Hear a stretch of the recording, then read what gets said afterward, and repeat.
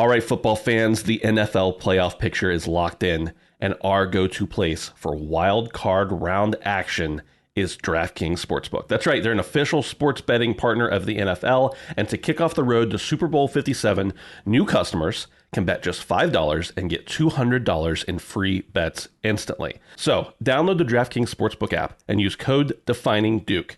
New customers can bet $5 on the NFL and get $200 in free bets instantly. Only at DraftKings Sportsbook and only with code DEFININGDUKE. Remember, the minimum age and eligibility restrictions still apply, so make sure you check out the show notes for details. Again, DraftKings Sportsbook, Defining Duke. Defining Duke, an Xbox podcast, is brought to you by, well, you. If you want to learn how to support the show, go to patreon.com/laststandmedia.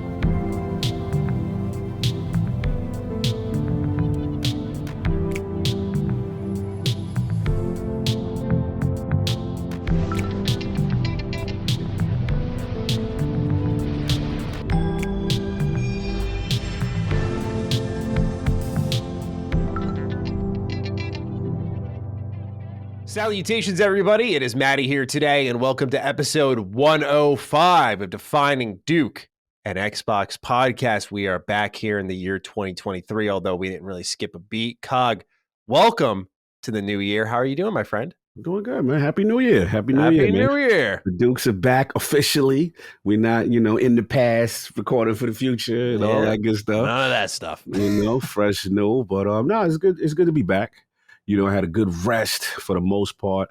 Took care of some important things, though, I had to do on the health side because your boy had to correct some things, man. Got to correct some things. Diet and blood pressure and, older gamer stuff, so we had to get on that. But it was good to disconnect. Like, I rarely completely disconnect. And this was one of the few times I was like, you know what? Complete disconnect, not too much going on with social media and stuff like that. And it felt good. I was able to kind of recharge and get most of the stuff I needed to take care of. Yeah, I absolutely agree. I was in the same boat as you, just really taking some time to unwind and completely no life. I got sick with the flu on about the 23rd, and I was sick for a good week, and I felt like that was just every sign in the book telling me just to put my feet up. So I did just that. And it was good. It was really nice as someone who's running every other day of the year. So great time to rest, relax, catch up on that backlog. You and I, it looks like we both played quite a few video games. We'll talk about that, catch up with our audience. We got a bunch of write-ins this episode. So thank you so much for supporting us while we were away. And it looks like this year is finally the year that Defining Duke as well begins, because, for a while we've been talking about what's to come, but this year it looks like many games will arrive in the name of Starfield-Redfall, Forza Motorsport, maybe even Hellblade II, and many others that we don't know about. So fingers crossed for a great year. We're happy to have all of you on board with us, and cheers to 2023. It looks like it's going to be an excellent time for video games. But one thing that hasn't changed entering the new year is your support on Patreon. Thank you so much for that. And you can go over there to patreon.com/laststandmedia, get early access to all of our shows, Defining Duke as well, and even Defining Duke Ultimate, where our most anticipated games of 2023 episode just went live. And also we have this new show on the network called Constellation that you can check out. Kind of this, it's just a podcast, really. I mean, we're just all going to bring a topic to the table and we're going to shoot the shit for a couple hours. It's going to be a good time. So that's available now for you all to listen to. The first episode is with, I believe it was Dustin, Chris, Colin, and Dagan. I listened to a little bit of it. It was pretty good stuff. I'm looking forward to hopping on that with you, COG, in the coming days. So that'll be a good time. But again, thank you so much for your support. And COG, I almost forgot to ask as I get the rust off here, but Defining Duke Ultimate review. How do we do for our first episode? I always like our top fives. Yeah. I always like that. Lists are fun. Yeah, lists are always fun, and I like the thought process behind how we get to decisions and stuff like that. And I think we both surprise each other with certain picks like that. I think one of them, my number one, really surprised, and I like that it surprised you because you're like, oh, okay, I see what you're doing, kind of thing. But yeah, it's fun, man, and I loved it. I think Ultimate is, again, some of our best content, very focused, you know what I mean, kind of thing. But yeah, I enjoyed it, man. What about you? 100%. I thought just to put into scope how good of a year we're going to have, because usually lists are easy. Like, it's considered easy content. Not that this was difficult, but it was picking the top five was especially tough. There's just so many good options, especially in the opening months of the year. So we're really hitting the ground running in January with games like One Piece Odyssey, Dead Space Remake, Fire Emblem Mhm. Engage. I mean, there's a lot of good stuff coming out right off the rip. So it's going to be a fun time, and I'm looking forward to diving into as much of it as possible. Before we begin, though, before we get any of our write-ins going, any of that fun stuff, want to have a special shout out here and our well wishes to the HOEG family. HOEG has saved Defining Duke Ultimate on many occasions. Beyond that, he's an incredibly good friend of ours. I mean, this is a guy who never says no. And for those who don't know, it was posted on not only Twitter, but his YouTube account. His wife had posted that HOEG unfortunately suffered a stroke over the holidays. He's in the hospital right now, and it seems like it's a very up and down ride with like good news and bad news. So we just want to send our well wishes, our love, our prayers to not just a man with a true gift, but a very, very good friend of ours, and someone who we were planning to have on many more episodes of Defining Duke and Sacred Symbols and whatnot in the future. So we're sending you all our strength, HOEG. We're thinking of you, man, and we're looking forward to the good news that you're out of the hospital and doing well. Yeah, man, this hit home for me, and HOEG is a really dear friend of mine. You know, we've had a close relationship over the years, and when this news hit me, and it was funny, is me and you and HOEG were having a discussion after Ultimate one time, just all going on, and it's that life balance, right, and all the things that we do. So I think to me it was a wake up call for myself. We kind of have similar situations, full-time gigs and so many things, and it's hard sometimes for us to say no. But send some love to him, man, because his wife, she's a trooper. She's a trooper, and I'll tell you right now, anyone would be very lucky to have a woman like that on your side, because she is riding for him and he is fighting. And please, the love is appreciated. She needs all the strength while she goes through it. He's getting through it. He's getting through. I got an update today that was really positive, and I don't want to get too ahead of myself because there's still things and steps to go, right? Sure. But send some love to HOEG, man. That's my guy, and it really hit home. It really hit home for me. So I as a result of him, I've got to make some life changes myself, and I think it's a wake up call. But salute to HOEG Law, man. That's my guy. Reasonable minds can differ. The Lord, the Duke of virtue, legality, and Defining Duke Ultimate. And I miss the snark. I know he'd be going crazy right now with all the FTC stuff. And he has a true passion for gaming, and it's always cool to see him part of the LSM family, always jumping in and stuff like that. 100%. So send some love to my man. We got to get him to recover and get back on his feet. Absolutely. With that, let's begin our show in earnest now. Let's talk with MTZ, who has a correction, and then I decided to break the mold a little bit, Cog. We're going to some funny write-ins after this. So a lot of people went asking, old school. Loosen up here a little bit, Matty. I'm like, all right. So MTZ, first we'll get your correction in, and then we'll talk with Joseph Lemons. Hey, Dukes, just wanted to write in a correction. You mentioned multiple times about your excitement that Star Wars Jedi Survivor will feature dismemberment. This is, however, nothing new. Fallen Order had dismemberment of non-human enemies. If you were referring to human enemies, then I hate to break it to you, but that is not in Survivor. If you rewatch the trailer, you'll see that all dismemberment was done to non-humans. It was just cleverly edited to not linger too much as to make too much of a distinction between humans and humanoid droids. Thanks for all the fantastic content you guys provide, and keep on keeping on. Best MTZ. Well, that is a pin in my hype. MTZ, you're correct. I do remember this being, as I said in the show, this is DDU, by the way, for our most anticipated games. This is where the correction comes from. I do remember saying in that episode that, that was one of the disappointing parts of Fallen Order. And looks like it's here for Survivor. So fingers crossed. I'll cut a stormtrooper in half one of these games, man. But looks like Survivor, ain't it? Yeah, that was on me. Good catch by MTZ, man. Yeah, I definitely was hoping for a little bit more of an extension of it. You know what I mean? I got a little excited with it. So yeah, good clarification there. And yeah, man, we'll see. I'm still going to enjoy it, but we'll see what else. There might be a mod one day. I mean, the mods for Fallen Order are sick, by the way. I just want to throw it out there. Like they have one where you can run around as Revan. And that I bought it on the Steam sale because of that. I already know you bought that. Yeah, I was like, I gotta just do this for like 5 minutes. That's all.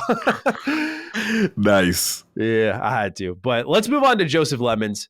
Says just popping in to say, Cog is way more handsome than Matty. Love you guys. Keep up the great work. I just wanted to give you your roses, man. You're a great looking guy. Like, I appreciate it. How you feel about what Joseph had to say? Look, thank you, Joe. I appreciate it. But see, here's the difference. You can say all that with Matty, but Matty got the ring on that. You know what I'm saying? Ain't nobody putting the ring on, and you ain't putting the ring on, so that's cute, no. But Matty's on the next level right now. I'm trying to get there. I just got to get my life together. I don't know if it's too personal, but I always found that surprising. I thought it was like a sure shot. I was like, this is a married man. Like, bro, you are such a fucking catch. Like, it's thank you. Like, thank dead you. ass. I've come close a few times, but unfortunately, there's certain things I don't want to give up. Yeah. And there's certain, listen, I gotta be. That's come in relationships before. Like that's like, hey, you got to get. I got to. I had to make it clear. Yeah. You got to make that clear. Yeah. So when I look at throw out the Xbox. No. Yeah. No. Like that's not happening. So it's like I look at your situation, and that's why I was so happy. Like I got teared up when I saw little my man, do the joint. And the backdrop was beautiful. By the way. God, loved it. And I think that's important because even if the thing I'll quickly say on this, even partners don't have to have the exact passions, but the thing that will deter me is if you don't respect that someone loves something, even if it's not what you let that person have that. And when you try to make ultimatums, it's going to be or else you lose cock. So when the right one comes along, that's called respecting yourself. I'm glad you didn't let anyone like that win you over who said it's me or the games. It's like, well, one of you is infinite. Listen, I was like, oh well, there goes the door. It ain't happening. So yeah, that's part of my DNA, and I had to be honest. And same thing with even career. I never thought I'd even be close to the industry, and it's like a dream of mine. So look, it's a lot of it is timing too. To be honest, too, a lot of this is timing. Both people have to be in the right place mentally to want to be able to facilitate a relationship. So it'll happen. Yeah, look, man, video games are important because hey. This is a story of me when I was a single man. I had a girl who was coming after me. It was my birthday, and it was her or Overwatch with the boys.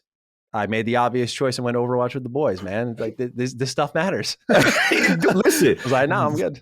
King, don't get mad. Like back in the day, Saturday, Mama Cog's house, like 12, 13 people coming over. I would get the calls from the King girlfriends. Is he there? I'm like, yeah, right here. Like, there's no way y'all playing games for those hours. No.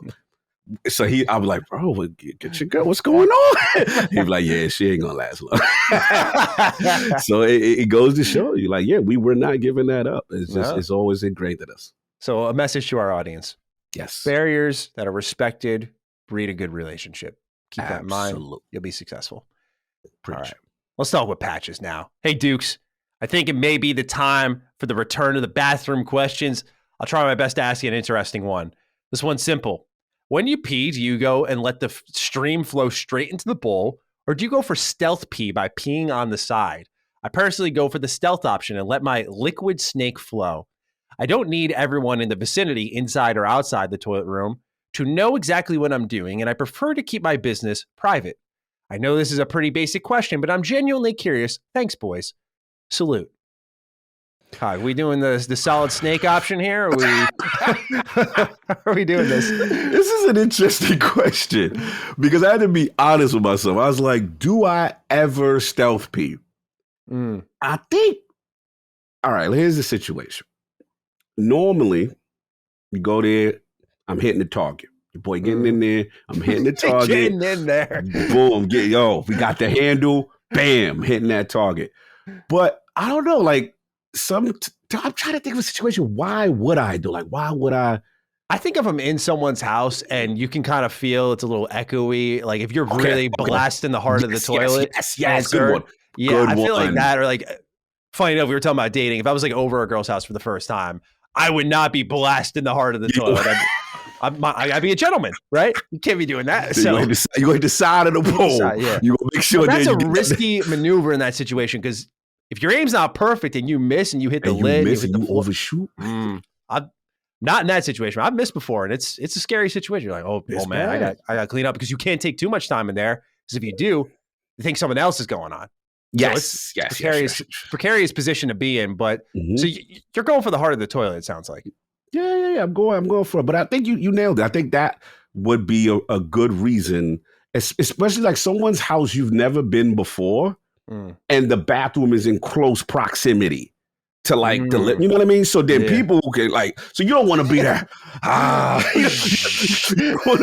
You don't hit the target that hard because that could make noise. You know what I'm saying? So yeah, all right. That would be probably the scenario where COG would refrain from his normal target practice kind of thing. So for me, I liked it to target because like you see, I drink a ton of water, right? I drink a gallon plus every day. Bro. So like, it's a satisfactory moment for me when I'm blasting away because I'm just like, this is payoff. This is long-term payoff for me. I'm talking like it's a Trails game right now. There's some payoff for me in my liquid consumption. So I like to aim for the heart of the toilet. But like if I got to go stealth mode, I'm plenty capable. Now, in retrospect, the only time that I stealth, all right, this is a true story. Now I realize it's coming to me. Okay, all right. Stealth number 2. In public bathrooms. Now, when you say stealth number 2, are you talking like... You know when you get in the store, right, you got to go. First of all, no one wants to go to the public bathroom. You know if you're using it, you got to go, right? So you're dealing with the situation, all right, is the seat clean? Is okay, cool, you get in. I personally, this is COG, I hate, there's something very common when you do it, you commit, and there's no one else there. And you're like, boom! You're gonna let it rip, right? Because you it's your time. This is your time. You waited. You held it. It's time, right? Long-term payoff. The most annoying thing is when you see the 2 feet pull up. Then you see the other 2 feet, and you go, man, and you want to. So maybe this is me just being too nice. I don't like to blast off with, just like, damn, what he doing in there? Like, I just think about that. Maybe I shouldn't because the walls are there, but there's some dudes who go in there and they don't care who next to them.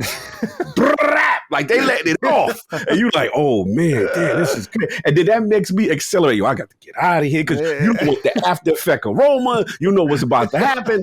That's my little, you know what I'm saying, frustration and my anxiety when it comes to the stall number 2 situation. Yeah, that's me. I prefer a wall stall, like the farthest one. I hate when you're in like a middle stall. It's because then it echoes on both sides. Handicap one. Yeah. Oh yeah, bro. I walk in with a limp when I go on there. I'm just like, yo, I need the handicap stall. I'm the same way. Yeah, because I otherwise, man, it's disastrous. Because like I've tried to be confident before and really just let loose, and the jokes you hear afterwards, it's like, come on, man, like just like.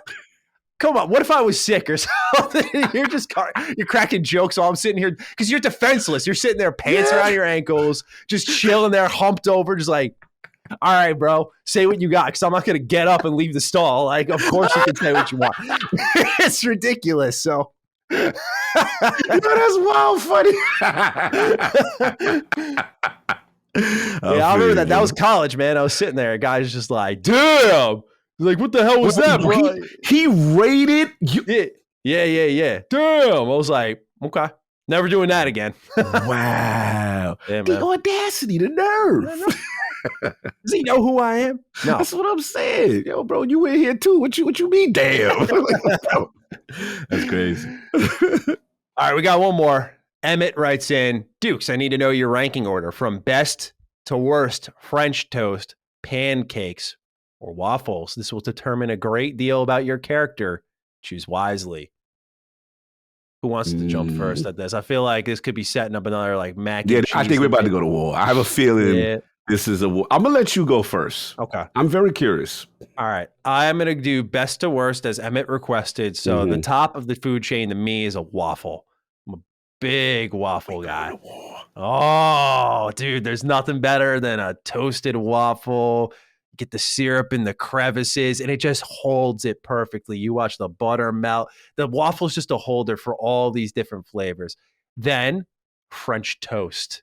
French toast is second on the ladder for me. I love a good French toast. I think it's a highly underrated breakfast food, but when I feel like making one, so good. And then pancakes are at the bottom for me. They're not bad, but I just never loved a pancake. I like a pancake, but I never loved a pancake. Like I like the look of them. Like when you see them stacked and they're sort of off center, you see much like I described with the waffle, the syrup drizzling off, the little obscure strawberry sitting on the top for whatever fucking reason. Like it's all just there, but it presents well. But when it's time to eat it, it's just fluff to me. But I'm a texture guy.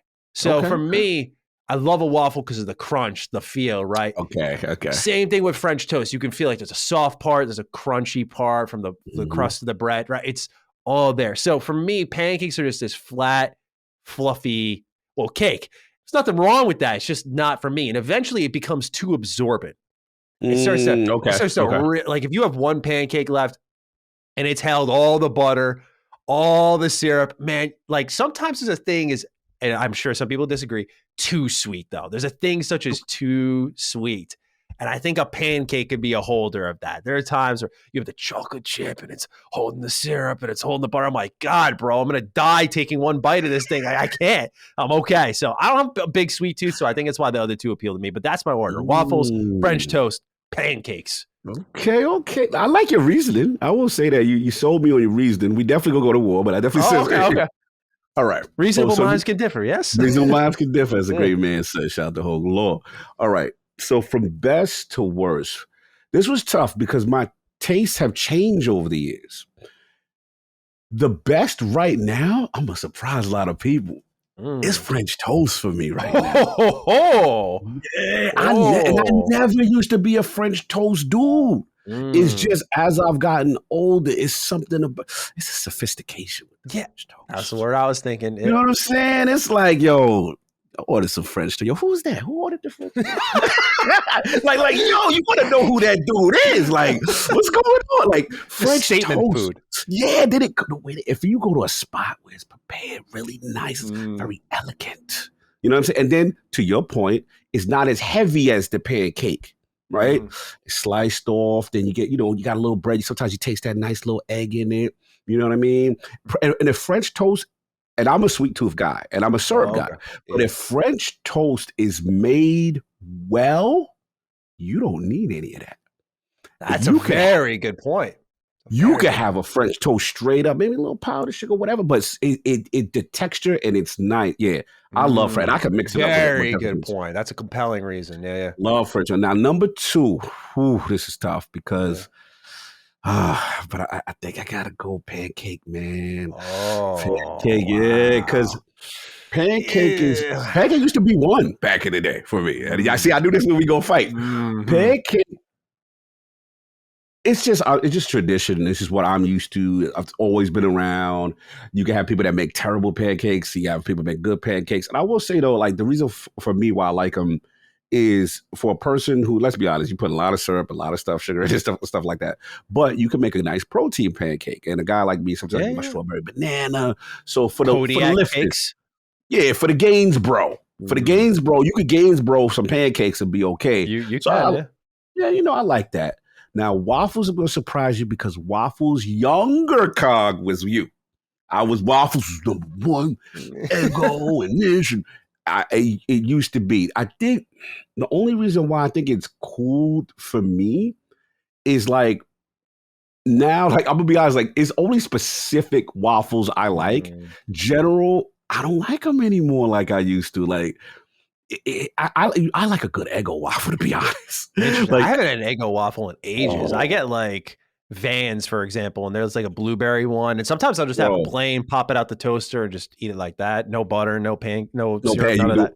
Yeah. See, the thing is now, like if I went to like a Target or whatever, right, and you try to just get the supermarket box waffle, I feel like the waffles don't taste as good as they used to back in the day. That's fair. Like, that's fair. Yeah. I don't know what it is. Like, so before I think it was Eggo, they had like a Nutri-Grain blueberry one that I used to get all the time. And that one was delicious.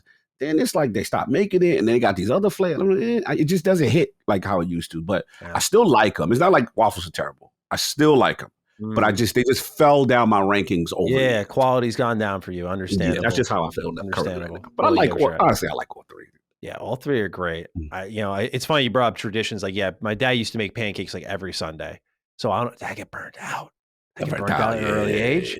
He makes a mean pancake too. It's not like it's this mid cake, man. No, these are good. These are good. But I just like the stack though. When the stack, he had the stack ready. I love the presentation. You come out with like a huge tower. I'm just like, wow, look at all that hard work. I just gotta eat this because of the effort, right? And eventually it became, over time, it was an event when they showed up. But by that point, my ship might have sailed. I don't know. It's funny. I love at the diner a good eggs Benedict. Like that that is my favorite. But my girlfriend, fiance, she insists that I'm eating eggs Benedict wrong, and I need to bring this to the masses. She says that I'm eating the worst type of eggs Benedict, and I don't know what it really tastes like by eating at a diner. I'm like, I feel like diner's the home of the breakfast food, man. Like you go there for good breakfast food. So if anyone out there knows where good eggs Benny is, you let a boy know. But like, I feel like the diner's the home for it. I don't know. I got to get the answers on that. I'm surprised she said that. Yeah, the diner's usually the spot for that. Interesting. She's a bit of an elitist. What can I say? Yeah. Well, it sounds like she need to cook something to prepare. To compare with how it should be. That should be your little in. Yeah, just put her cooking on blast. That's all. Cooking on blast. Like, so if it's so better, tell me how. All right. We got Zip Davis writing in next. Hello, New Year, New Dukes. I just wanted to write a quick PSA for Xbox physical game players. Prices have cooled down on back-compat original Xbox and 360 games. I've been consistently finding great games for $15 or less. I hope this helps someone. Thanks. And I hope you have a delicious cinnamon twist deep fried donut kind of day. Thank you, Zip Davis. And indeed, this is true. Someone who's been picking up games for Retro Rebound, the prices have floated down a little bit. So go make your pickups before they go back up. Yeah, I've peeped that. Someone hit me up on Twitter. I think my man, the Seeker, was like, he had 50 Cent, Blunt and Sand. I'm like, okay, like that's kind of hard to get. So yeah, maybe things are changing a little bit. Now, that's good, man, because you want to see the prices, man, go down. Absolutely. All right, football fans, the NFL playoff picture is locked in, and our go-to place for wild card round action is DraftKings Sportsbook. That's right, they're an official sports betting partner of the NFL, and to kick off the road to Super Bowl 57, new customers can bet just $5 and get $200 in free bets instantly. Plus, if you're a new or an existing customer, you can get a no-sweat bet each day of the wild card round this weekend. Just place any NFL bet of your choice, and if it loses, you'll get a free bet back up to $10. Very little risk for you there involved with that one. We've worked with DraftKings Sportsbook in the past, and I personally know that I've had good experience with the app, and I also know that I've had feedback from other people who have taken advantage of the offers and had good experience as well. So, download the DraftKings Sportsbook app and use code DEFININGDUKE. New customers can bet $5 on the NFL and get $200 in free bets instantly. Only at DraftKings Sportsbook and only with code DEFININGDUKE. Remember, the minimum age and eligibility restrictions still apply, so make sure you check out the show notes for details. Again, DraftKings Sportsbook, Defining Duke. Now for the game news, what some of you are here for. Ninja Theory, let's begin with an Xbox first-party studio. On Christmas Day, they hinted at brand new Hellblade II info, writing, quote, "Dev diaries are back in the new year. Merry Christmas," end quote. And Jonathan Turner has written in with a follow-up. Ninja Theory recently hinted at there being news about Hellblade 2 coming soon. Were you guys fans of the first? If so, what are your expectations for the sequel? It's personally my most anticipated game this year, and I was disappointed to not see it listed on many most anticipated games lists heading into this year. But I kind of understand why, because there has been radio silence on it since the initial reveal, and in this industry, it's usually out of sight, out of mind. Thank you, and hope you're all doing well. Thank you, Jonathan. So, Salute. Cog, it's looking like we're getting some new info, and I felt like now, like with the beginning of every year, it's a good time to gut check a lot of the games in the pipeline here, see where we're at excitement-wise and release-wise. So for you, what did you feel about, as Jonathan asked, the first game? What are your expectations for the sequel? And when do you think we're going to see that sequel? Yeah, great question. Shout out to Jonathan.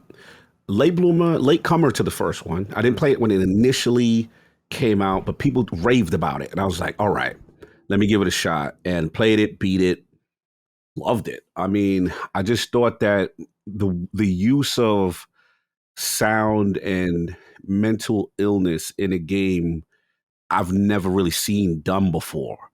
And, the Senua character was complex, and then there's a couple of stages that really hit hard for me. One, I believe she was in complete darkness, and you're going by the sound of the voice, and you're traveling around in this basement and stuff, and you're avoiding stuff, and they just punched above their weight. I mean, this you could have made a case like it almost felt AAA in production value, when the reality is they were kind of like a smaller team. So that was my experience with, the first. As far as the expectation, huge expectations. We saw, I mean, look, Xbox put this thing at the Game Awards at the reveal of their console for Hellblade 2. They wanted to showcase this thing off. And I think, a lot of fans of the PlayStation ecosystem that I know that are interested in Xbox that haven't pulled the trigger, a lot of them point to this game. Say, hey, COG, when that comes out, you got my attention. And I know, like I said, we're the Starfield guys, no doubt. But we got to be clear that, and I've had this conversation, I believe, with Rand also, like he's a huge Hellblade. Hellblade is going to get another demographic of people who want that style of game. And all they really need to do is just tighten up the combat. I felt the combat could have been a little bit, it was kind of, I think the fights went on a little bit too long, to be honest with you. And, I think they need to tighten that up. It wasn't terrible, but I just think they need to tighten it up a little bit. But it seems like, all intents and purposes, they're doing that. You heard about all the shooting on set and the motion capture and the fighting things that they've added as far as production value. So I expect big things, man. And if it comes this year, listen, I'll be happy to lose fantasy Xbox draft with you. Because that's what listen, I'll be so happy to lose because you got that. You snatched that from me. And the only reason why I didn't snatch it because it was about uncertainty. They've been so quiet. Yeah. So I was like, okay, let me let them cook. Maybe it's a 2024 and not a 23. But if, according to what we're going to talk about later with Starfield, and there presents a gap in the fall. Yeah. Indeed. Now we're talking potential Xbox year of dreams. Are we looking at a full year here? Whoa, who knows? Oh, you do that? Mm-hmm. Not saying it's definitely happening. I'm just saying that if it does, whoa. Yeah, for me, I love the first one. Much like you, the mental health focus was really what spoke to me. And I think the only thing I was left wanting from that game was better combat because it looked great. Like you talked about production value, like the presentation of that game was fantastic, but it didn't really have depth.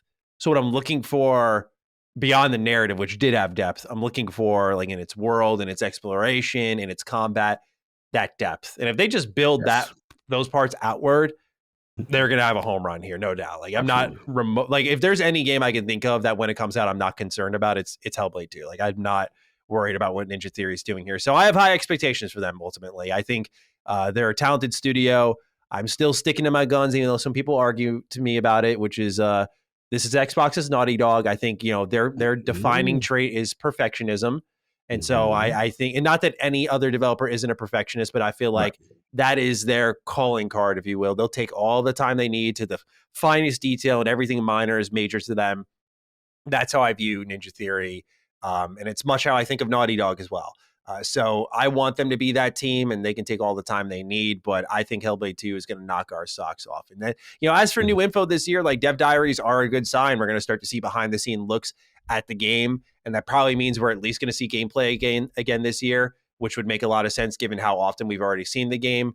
And if I were to be a betting man, it's next time we see it that we're going to get some type of window at least, whether it's a year or a month, I don't know. But I think we're going to get a window when we see it next. And hopefully not too much longer if the early 2023 showcase rumors are to be true. But I could also see this one being punted to the summer and saying that it's a fall game, which again would be awesome because one thing Xbox sorely needs is a full 2023, and we're hoping that is the case here. So that'd be thank you for writing in, Jonathan. Appreciate you. And COG, any thoughts on Hellblade beyond that?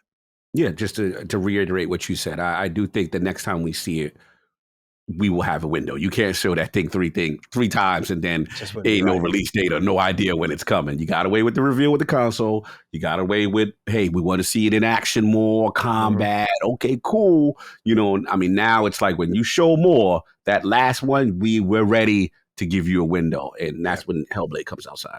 I agree. Next on our list here, when speaking to outlet WFCC Tech, Atomic Heart developer Munfish provided an update on the DLC planned for their game after launch. Quote, the entire Atomic Heart experience will be single player focusing on the story and player experience. No multiplayer add-ons are planned at this time, so they'll be building off of that, which is exciting. This game's about a month away now, not too much longer, and it is a day one Game Pass game, one of the more higher profile Xbox Game Pass day one games. So very, very excited for this one. It's funny, like once you cross into the new year and you realize how we're in like striking distance to some like high profile titles, pretty exciting. So any thoughts on the DLC or anything at all? Yeah, just like you said, like I just keep forgetting, like, yo, Game Pass stag that's a huge get, right? It's if this game does well, that'll be another shot in the arm for them, man. And kudos to them. It's rare to see the no multiplayer thing, right? Yeah. In this day and age. So kudos to single players. We know the monetization models out here and they exist and people want to, so salute to them sticking to their guns and saying, no, this is the title we want to make. Yeah, game's been in development for a while. They've taken the Game Pass bag. They got Focus home on the team now. So hopefully they just cross the finish line here and have a monstrous success pulling for them because the game does look good. I'm very excited to. And also Mick Gordon's composing for it, so it should at least sound good. See what Mick doing. Yeah. Let's talk with Hasbro now. They are the owners of the Wizards of the Coast, and they're working on some video games, or at least they were. But now Bloomberg has confirmed that they have canceled 5 unannounced video game projects and that there will be layoffs that affect fewer than 15 people as Hasbro seeks to reorganize Other Side Entertainment and Hidden Path Entertainment. Baldur's Gate 3 from Larian Studios is reportedly unaffected. SFish616 writes in, hey Dukes, Bloomberg today posted a report saying that Wizards of the Coast has canceled and reworked several video game projects. They, over the last several years, opened a lot of studios, with the most promising one being Archetype Entertainment, whose founders include several key KOTOR leads. I was just wondering, Matty, if you had heard anything about this project in particular, considering it's in your wheelhouse. I do highly doubt this was one of the projects canceled, considering Archetype was founded in 2019. And close to 2 years ago, they announced they were working with Blur Studios on their cutscenes. Would really love any hindsight or information you two may know. Have an Xbox, still hasn't released a AAA game in over a year. Kind of day, Steven. Ooh, savage. Stinger at the end. Yeah, okay, man. I'm curious. Yeah, this. I want to get your insight first on this. I'm very curious. I mean, Archetype has people like Drew Karpyshyn, for example, who wrote Star Wars Knights of the Old Republic. And that's about the only inside information I would have on it, because I did reach out to Drew one time for like an interview just to establish a connection too, because I think he's like one of the best writers out there. And so, yeah, like huge salute to him. And what he had told me when he couldn't make it was that they're kind of being told heads down until they're ready to show something, media blackout until they're ready to show something. So the idea here, at least for Archetype, is to cook on something until it's well and ready to be shown. And I imagine, since they were absent from these reports, that Hasbro and Wizards of the Coast are pretty pleased with whatever they're working on, because that would make sense given that the only unaffected team that was mentioned here in writing was Larian Studios. And we know the quality of their work. We know what Baldur's Gate 3 looks like, and that's coming out this year as well, which is just like, oh my God, can't wait for this one either. So yeah, like that's a team that's absolutely going to deliver in spades. So I feel like they got to feel pretty good about what Archetype is producing. I don't know what that may be, but certainly the talent is there. And I could see this being a old school BioWare level renaissance here, but that's about all the actual insight I have, which is just the order is heads down for Archetype right now. And that was I don't remember when I sent that email, about a year or so ago. I followed up with Drew a couple of times, but my inbox is full, so it may have been more recent than I remember. But I'm sad to see that there have been a couple canceled projects here, but I'm also not too surprised, given like Wizards of the Coast published Dark Alliance, which was one of the worst day one Game Pass games ever. That game was also one of the worst games of the year. It was pretty terrible, and it was super disappointing as someone who loves the original Baldur's Gate Dark Alliance. So that felt like a massive flop, not only to me as a fan, but to them. So I feel like they're trying to pull the plug on projects like that while keeping ones that seem to have some steam to them going ahead. But are there any thoughts you have on what's happening with Wizards of the Coast? No, this kind of broke late. I kind of missed the boat on this one to get any more insight. But yeah, like it's disheartening to me when I always see obviously projects canceled. You don't want to see that. But obviously, selfishly, look, I've been following Archetype a little bit, and obviously a lot of those ex-BioWare guys are like some of the core essence BioWare guys, the guys that when BioWare was at their heyday, these were the guys, right? So I'm very hopeful and excited that at least their project didn't, whatever, get canceled for marketing, because I was wanting to see what those guys wanted to cook up. But yeah, it's unfortunate, and you wanted to know how from a studio perspective, how they were set up. Were they stretched thin? Was it just too ambitious on a budget level? And the only thing I'll say is just that my thoughts with this is that, I, being an older gamer, I tend to see a lot of this stuff a lot of times, either projects canceled, studios closing, publishers going out of business. These are just things to keep in mind. The video game industry is a very volatile industry. And, sometimes the difference between success and failure is very small. And if it doesn't happen, sometimes these are the results, and the finance guys have to make the tough decisions sometimes to say, okay, these might be the surefire bets that we could stick with, right? And let's really promote that. And yeah, that's the thing. It's unfortunate, about the cancellations, and we'll just see. But I'm wishing them the best of luck with the projects that they still have going forward, because I love what Archetype kind of stands for. That represents that traditional RPG stuff and that I grew up in, and those guys are phenomenal writers. So looking forward to seeing. So we'll see what's going on. Yeah, of course. And with that, we move on to Metal Gear Solid, where the producer of that series states that 2023 will bring a, quote, long-awaited announcement, end quote. With the rumors of a Metal Gear 3 remake, I mean, you have to think that's probably it, but one would assume something. What he long awaited? What announcement is long awaited? We shall see. We shall, but just wanted to put that one out there. New Stalker 2 trailer dropped over the holidays. It's still coming 2023, according to the end card. And they've even reopened pre-orders. So you'd have imagined this one's starting to wrap up to some degree. Obviously, this was delayed due to the war between Ukraine and Russia. And so this will come out when it's ready. But as for the trailer, look great. This game looks awesome. So I'm very excited for when it does come out. I mean, it already looks spectacular, but now we got to see some like gunplay, some exploration. I know it's not a Fallout style game in the terms of like post-apocalyptic, but feels pretty darn close in some respects. And I was getting that itch. I was like, oh, yeah, this could scratch it pretty good.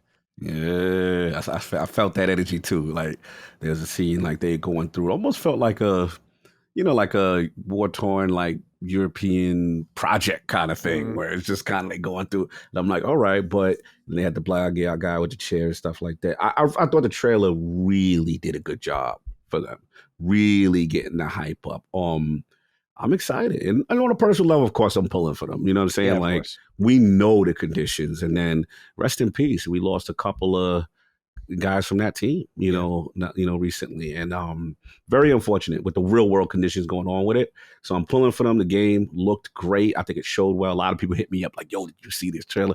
Checked it out." And yeah, I'm excited. That really got me. When it'll be my first Stalker game. I've never played a Stalker game before. Same. People say, "Hey, Kyle, you don't know what you're getting into. It's real. It's crazy." Really good things. People love this game. Man. People love it, so I'm willing to give it a shot. It looked exciting. Yeah. And there are plenty of Stalker games on Steam. So I know there was a rumor that looked like they were bringing those to consoles. Again, given the state of the studio, I imagine that's also been pushed back. But I think that'd be a good stopgap for, when Stalker 2 eventually comes out. Plus to get people familiar with the franchise, because I think those are only on PC as far as I'm aware. But anyway, cool. Really looking forward to it. Trailer looks great. Please check it out if you have yet to. Interesting bit of news dropped over the holiday break for us regarding Fallout 76. A couple people were sending my way with their chest out, so I'm about to put them back in their seats here. So, despite the catastrophic launch in 2018, Bethesda Game Studios has announced that Fallout 76 crossed 13.5 million players and that they plan to deliver more content in 2023. Now, what I did was I was like, okay, that's a great number, by the way. And I'm not trying to put them down. But when people came to me, it was like, well, no, those dead games. It's like, okay, well, let me pull up Fallout 4's opening weekend numbers, by the way. Opening weekend numbers. What's going on? Sold 12.5 million copies in its opening weekend. So just a heads up that I think Bethesda is pretty happy that 76 found some legs. and found a way to resurge, but it took them 4+ years to get where Fallout 4 was in a weekend. Woo! I'm just reminding everyone where we're at. Cause for celebration for them for the bounce back? Yeah.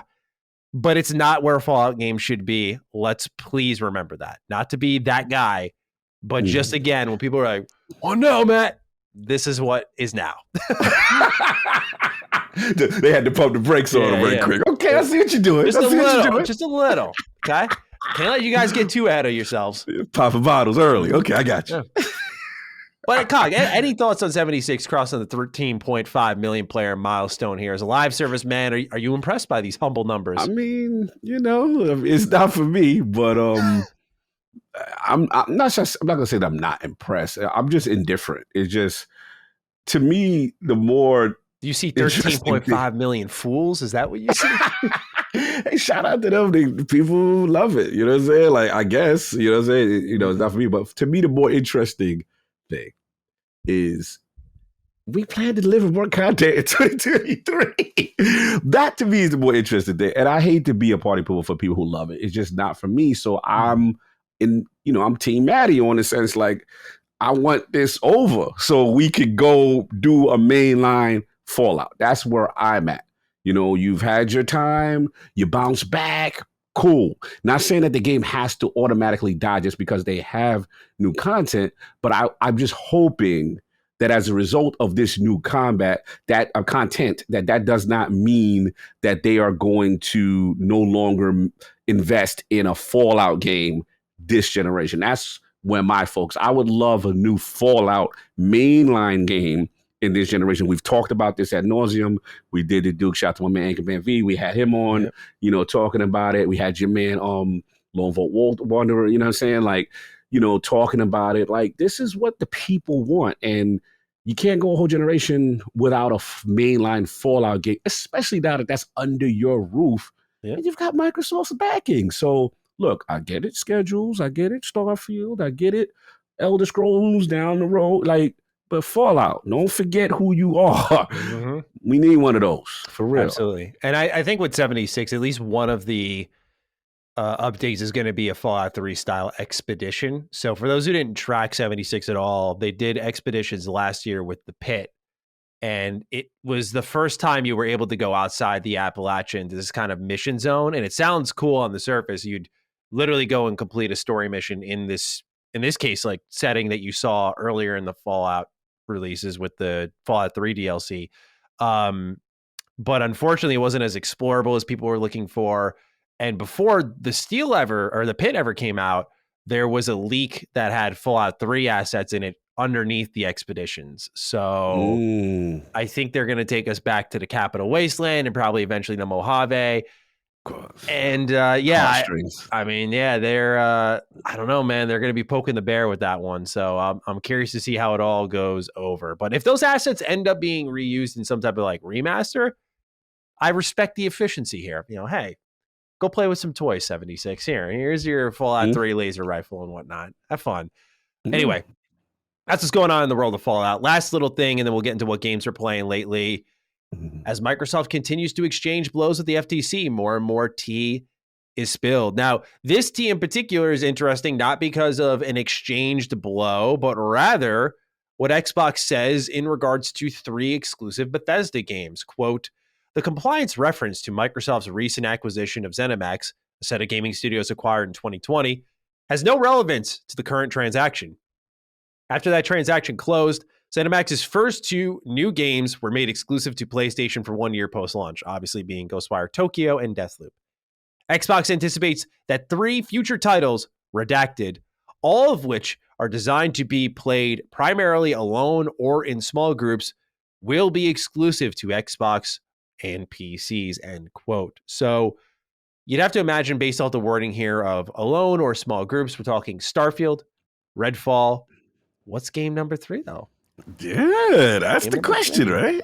What's number 3? That's the exclusive. Exclusive at that, too.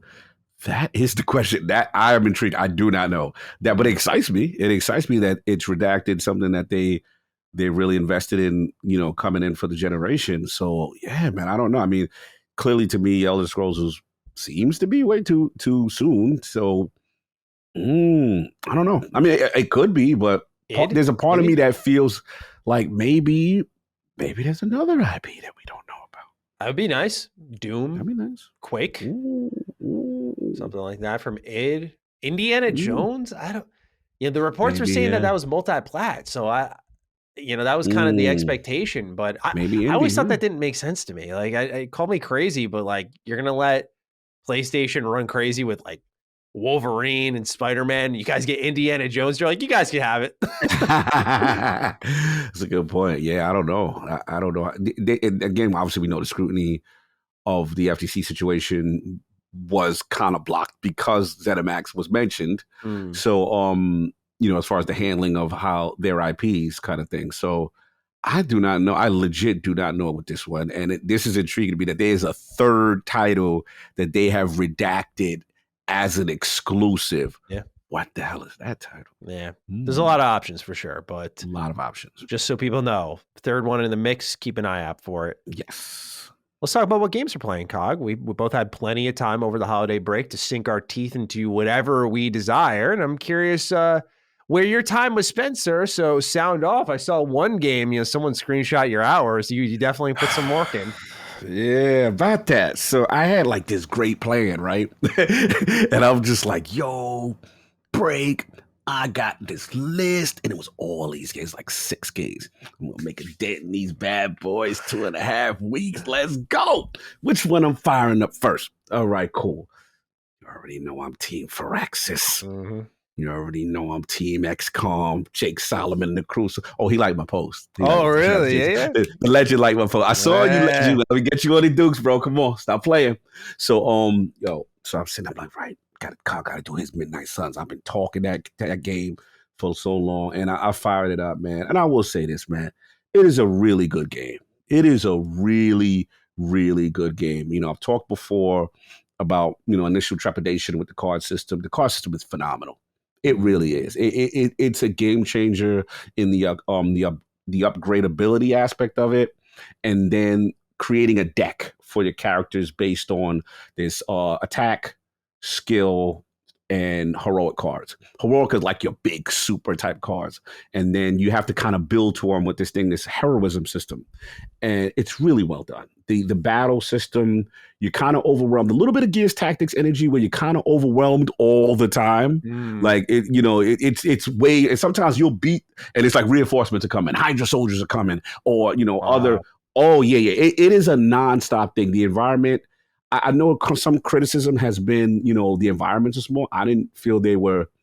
Obviously, they're not big. They're not like multi-layer or stuff like that. I think that's a good thing personally, but me personally, I'm the same way. I didn't look at it as a negative. I looked at it as this game wants you to utilize.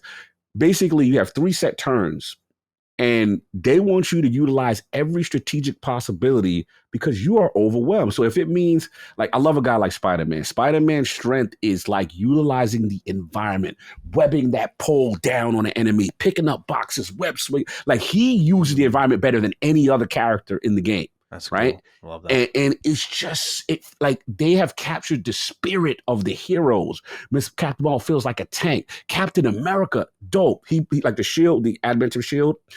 He has his block mechanic, so he also puts himself in the line of fire for heroes.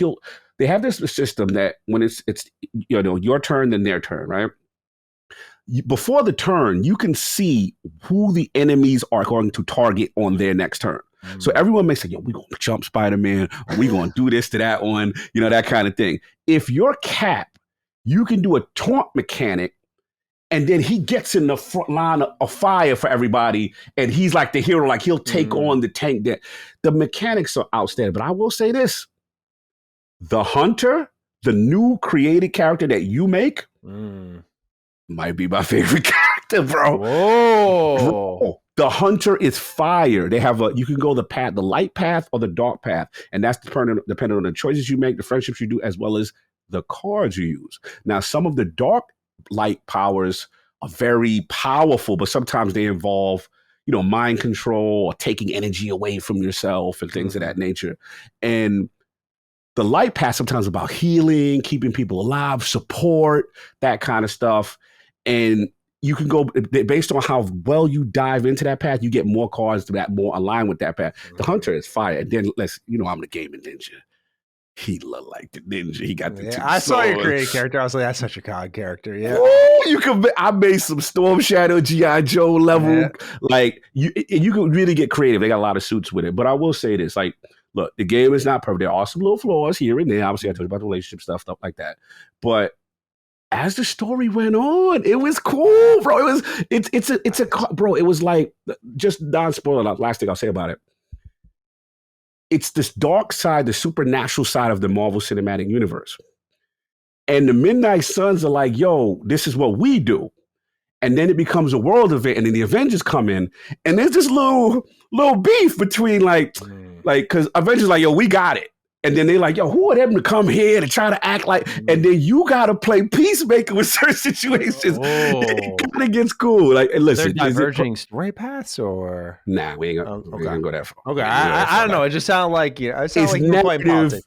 Better enough, good enough for a XCOM game and a decent story. But I will say the main story path is actually decent, and I felt the end. They did a little. I ended it. I put so many hours in it because. You can probably beat 100 plus hours. You could be like, it felt like maybe a 20, 30 hour game. Somebody told me they put 60 hours in it or something. But that's if you could beeline it faster. But the fun comes into I know how Firaxis games were, and my thought process was correct. If you invest early and do the base work, this game gets tough. And some of the boss mechanics, the boss fights towards the end. Really loved it. So yeah, nice. I would say, like I said, pick it up. It's a really good game. If you love, it's a perfect marriage for me. The Marvel, XCOM. If you love those two, you're gonna love this game. Period. It may hit some people different, but that's how I feel about it. And some people got it and say, "COG, it's your game of the year." Based on it, look, I love it, but it's the foundation is set. But now, what to do with the next one? Just clean up a little bit of things here. Oh, last thing I will say, the game really impressed me. Remember, I told you it's the base building in the Abbey, the combat when you're out there. There's a third aspect to the game. It's 3 games in one. And that's outside the Abbey. And outside the Abbey is like the spiritual, supernatural ground where the Midnight Suns live. And it's like a pocket dimension. In this joint, it's giving you Mortal Kombat crypt vibe. It's kind of eerie and spooky. And there's puzzles and you learn the lore of...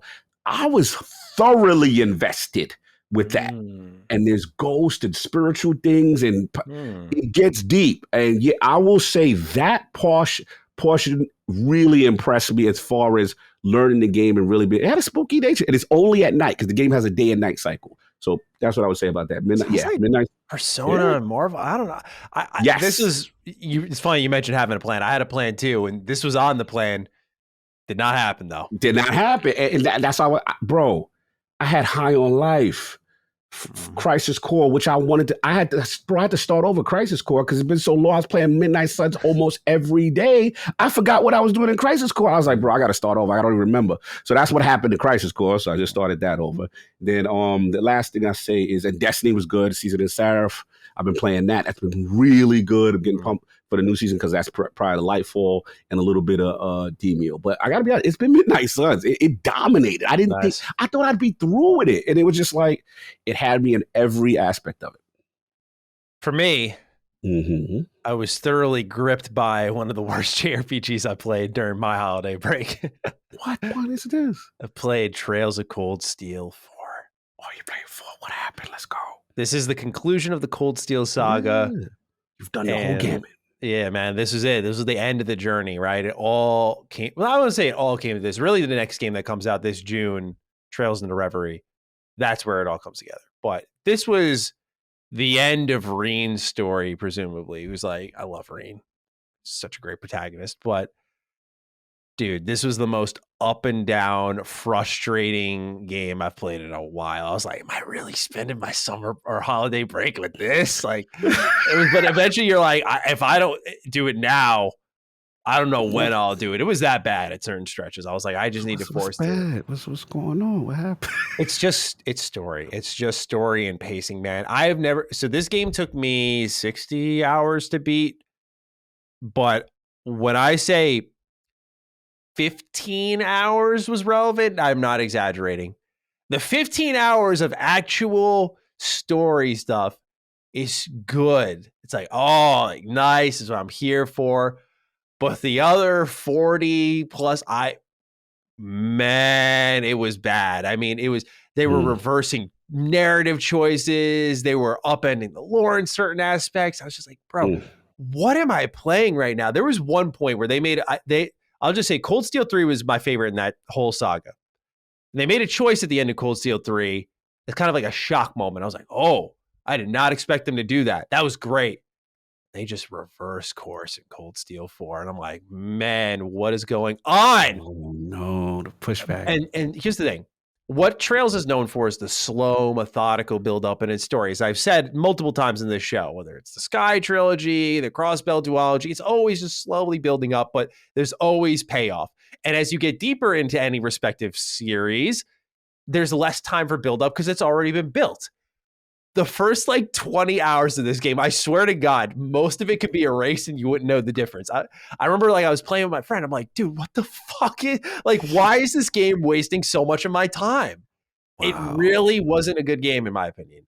And it's funny because I have friends who are like, I love Cold Steel 4. I was like, God bless your whole entire heart and soul because I wish. And look, I'd say I'm biased. I like Trails a lot, but this was not a good game. I made a tier list afterwards. I was like, okay, I finished Reen's Journey and everything. Where am I ranking this all? This thing was right at the bottom. Right at the bottom. It was just not a rewarding conclusion at all. The ending, the true ending, mind you, was great. Anything that had true story consequence to it was great. But most of my time was wasted and they were jerking around. And eventually it was just too ambitious at certain stretches because many people know, but for those who don't, Trails has so many characters.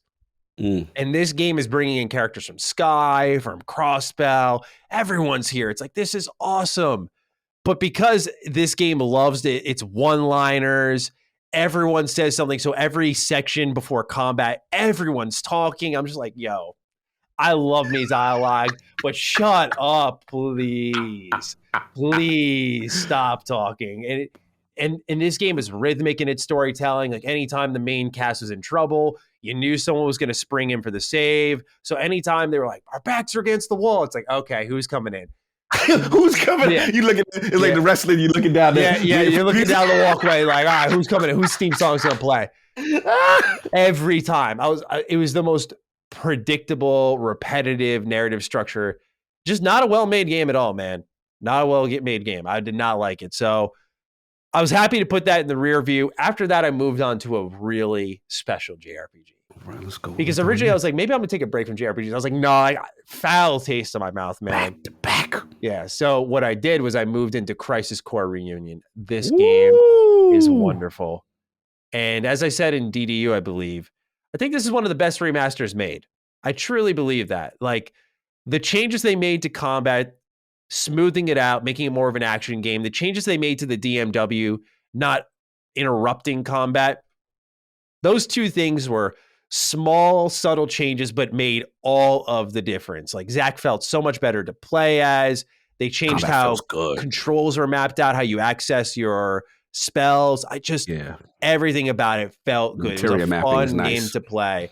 Mm-hmm. It had a special vibe to it, the activating combat mode. Love that. Right. So you had this PSP energy to it in its kind of bite-sized manner, but when you saw some of the CG cutscenes for the summons, when Bahamut comes in, I'm like, man, bro. I was always sitting there PSP game, by the way. It's insane what this game did. So especially at the time, Summon is god tier in gaming as far as I'm concerned. Absolutely. They killed it with this. And so all of the quality of life enhancements they made for Crisis Core, I think, are fantastic. So it just smooths out the experience, makes it super enjoyable. The materia fusion system, by the way, money. Love that. Simple, effective, fun character building. Not to jump in your segment, but I do have one thing that please. You helped me because you played the PSP and I didn't. And I've been told, because there's one thing that's bothering me. I don't like Zach's voice. You're not alone on that. Okay, because I'm like, he's annoying me, and I want to love this, and that's my only nitpick. He's forsaken energying me right now. Yeah. So they definitely didn't pick the best voice actor for him. That is definitely the nagging aspect of this Did he game. sound better on PSP? Did Yes. he sound different? Yes. Yeah, I had a feel. I was like, this seemed like the new guy that they got from like to keep consistency with Final Fantasy Remake, right? Yeah, I think so. I'm not 100% sure if but I when it comes to Crisis Core, this is a new voice, and there are certain points he's good, but yeah, like when he has his like embrace your dreams moment, I'm just like, I'm the hero. Yeah. I'm like, bro, you're killing me right now. It's not a good fit. It's not a good fit. And I thought it was just me. Okay. I try to take the dialogue as what it is and not the performance as what it is, because the dialogue's really well written. Like there's a certain point where you see a character with a familiar outfit and Zach's like, looks good on you. And I'm just like, I love that. I don't care who delivered that. I love that. That type of stuff is all over this game. And I ended up in a big Final Fantasy VII kick this holiday break. I also played Intergrade for the first time. And just a little Yuffie. Yeah. I got to play as Yuffie. Amazing battle track. I love Yuffie. She carried this DLC. Not that it was bad, by the way, but just like she was the heart and soul of it. And to see the characters they're bringing in now, it's really becoming something interesting here with 7 Remake. So over on my bosses. Yes, exactly what I'm talking about. So once I went onto my Switch, I was like, let me download the original 7. We'll play that now. So yeah, like took it back. I'm in now. Like I'm all the way in. He plays that every year. He loves the original. He replays it every year. Oh, man. Yeah, it's a great game. I haven't replayed it since like 2012 or 13. Like it's been a while. So because then you start to see like certain things in Crisis Core, and I'm like, was that how I remember? Oh, you know what? I'm just gonna go play it. Like I'm just gonna go play it because these games are quick and easy if you just follow a guide, which is exactly what I'm going to do. So I just got totally in the depths of Final Fantasy VII between Crisis Core Reunion and Intergrade. The end cutscene for Intergrade, it's such a good feeling. It's such a good feeling. I just love what Square is doing with Final Fantasy VII. It could be awesome. Ballsy, bro. Ballsy and bold. Indeed. I like it so far. Last thing I kind of hopped into, a little impulsive decision here. Dragon Ball Z Kakarot. It's getting a Bardock DLC on the 13th. For those who don't know, my favorite character in Dragon Ball, I don't want to pull my my disc plate off the wall right now, but it's Trunks. I have a disc plate of Trunks on the wall over here. But I love that man. And he's my guy. And they made a DLC for him in, I think it was June of 2021, called Trunks Warrior of Hope. It's like probably 5-10 hours long. And the androids are my favorite arc, obviously, Trunks being my favorite. So I was just like, you know what? I'm going to give it a whirl. And I hopped into it, and I love the production value here. Like, just what CyberConnect did with Kakarot. We're never going to get probably Z remastered where you see those cutscenes, or I'm sorry, all the episodes of the anime like redone in a way that maybe Hunter x Hunter got, where they've really elevated it. Like animation nowadays is insane, and to see some Dragon Ball Z fights like that would be crazy. But to see what CyberConnect did kind of gives you that taste of what it could be like. The detail in their cutscenes and some of the subtle changes they make. Love what they did. Like the cutscenes in Kakarot go so hard. This expansion is no different. It's kind of fun just playing out the movie Warrior Hope and whatnot. And I love Dragon Ball, so it's been nice to go into this. And I actually might end up playing Bardock. I was thinking about it, and it's just a quick little dip your toes into the pool. And I was like, I like the temperature here. I might stay a little while. So that's what I've been dabbling with, because one thing I tried to allow myself to do during this break was just find myself in certain places. Just let it happen, right? So like Intergrade wasn't a part of the plan. It's like, okay, cool. Like I knew I was going to do Crisis Core, no doubt. But Intergrade wasn't a part of the plan. I was like, okay, why not? And I was like, oh, it kind of gave me the fever. And so Kakarot, same thing. I was like, oh, I kind of want to play some more. So I'm trying to, while it's going to be busy, allow myself to indulge a little bit more here. And that's exactly what I did. So it was a nice, busy, gaming-filled holiday break. Nice. That's what I want to hear. All right, let's get into some questions from our audience here. Number 1 goes to Alex Kilgore. Hey, Dukes. The year is 2023, and we Xbox fans are hoping this is our year. We said it last year and we were wrong, but we huffed hard on the hopium saying 2023 will be our year. Is this the year Xbox delivers?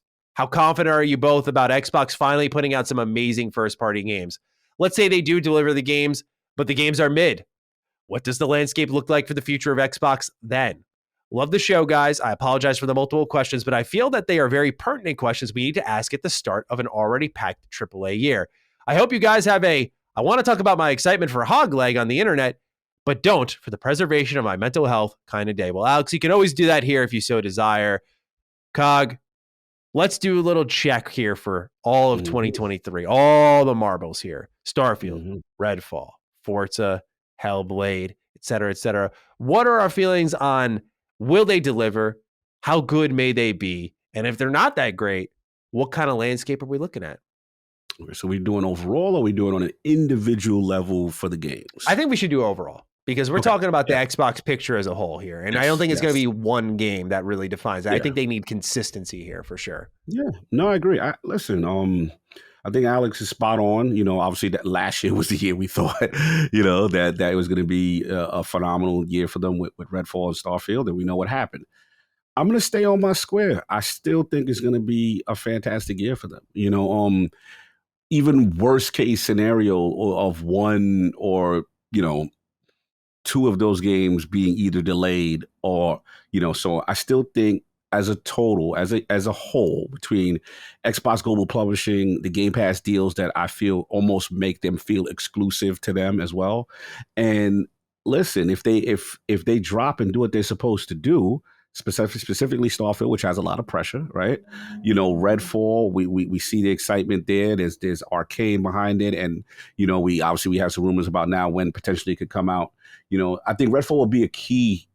If Redfall really reviews well and plays well, I think that gives them a bigger shot in the arm, because I think we expect Starfield to be solid at minimum. Right. So if we come in very conservative with Starfield and you say, okay, let's say Starfield is in that mid 80 range, so to speak, right? Metacritic. If Redfall comes off and also is in that range or higher, especially if it's higher, that really sets a great expectation. Forza Motorsport, I'm not worried about. I just, turn 10 is turn 10, man. They're going to do what they do. Like, they would have to ultimately slip on a banana peel. Their track record does not show that. Their track record shows that when they come out, they are the simulation kings. No disrespect to Gran Turismo or anybody else, but Forza does what Forza does. That's just what it is. It's the standard almost of the industry right now. It's kind of the de facto now, right? And people don't even like to give Xbox credit when it's a good Forza game now. Like, they feel like act like it's, let's be honest, because, gamers are gay, hardcore gamers are hardcore gamers, but we know what it does. So that being said, then let's be honest, the indie scene, we keep sleeping. Like, the indie scene carried them in 2022. I anticipate this. We already talked about The Replaced and all these great indie Ayunin Chronicle that I'm looking for. There's great indie games that's on this year, right? So we like, okay, cool. Those I'm extremely confident with, right?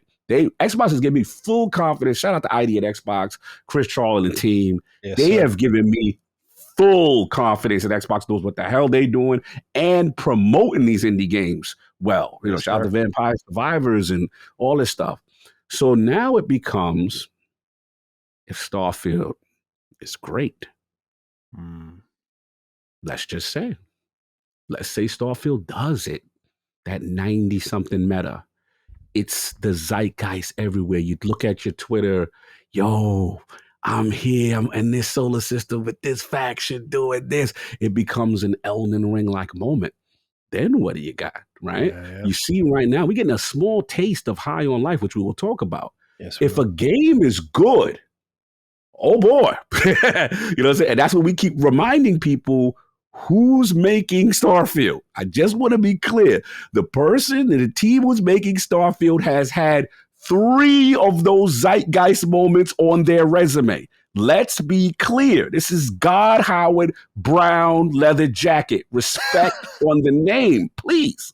I get it. You know what I'm saying? I get Fallout 76. I get all that. This is his lead project. But he the lead. We seen 3 brown leathers come out. And it tore up Oblivion, Skyrim, you already know, and Morrowind and the Fallout. So we're not going to be disrespectful. So that's why I feel. And I think, shout out to Jezebel. I think I spoke to them recently, and they kind of gave me a rating. I feel no less, if he gave me like a score, like no less than an 8. That's how strong I feel about if I had to rank it. You know what I'm saying? And yeah, it's on to the next one. The final questions, how confident or put out the amazing games. And let's go the opposite. If the games are mid, let's go the opposite now. If the games are mid. It's gonna be smoke. Yeah. It's gonna be smoke. I'm sorry to say, because you can't have people wait this long.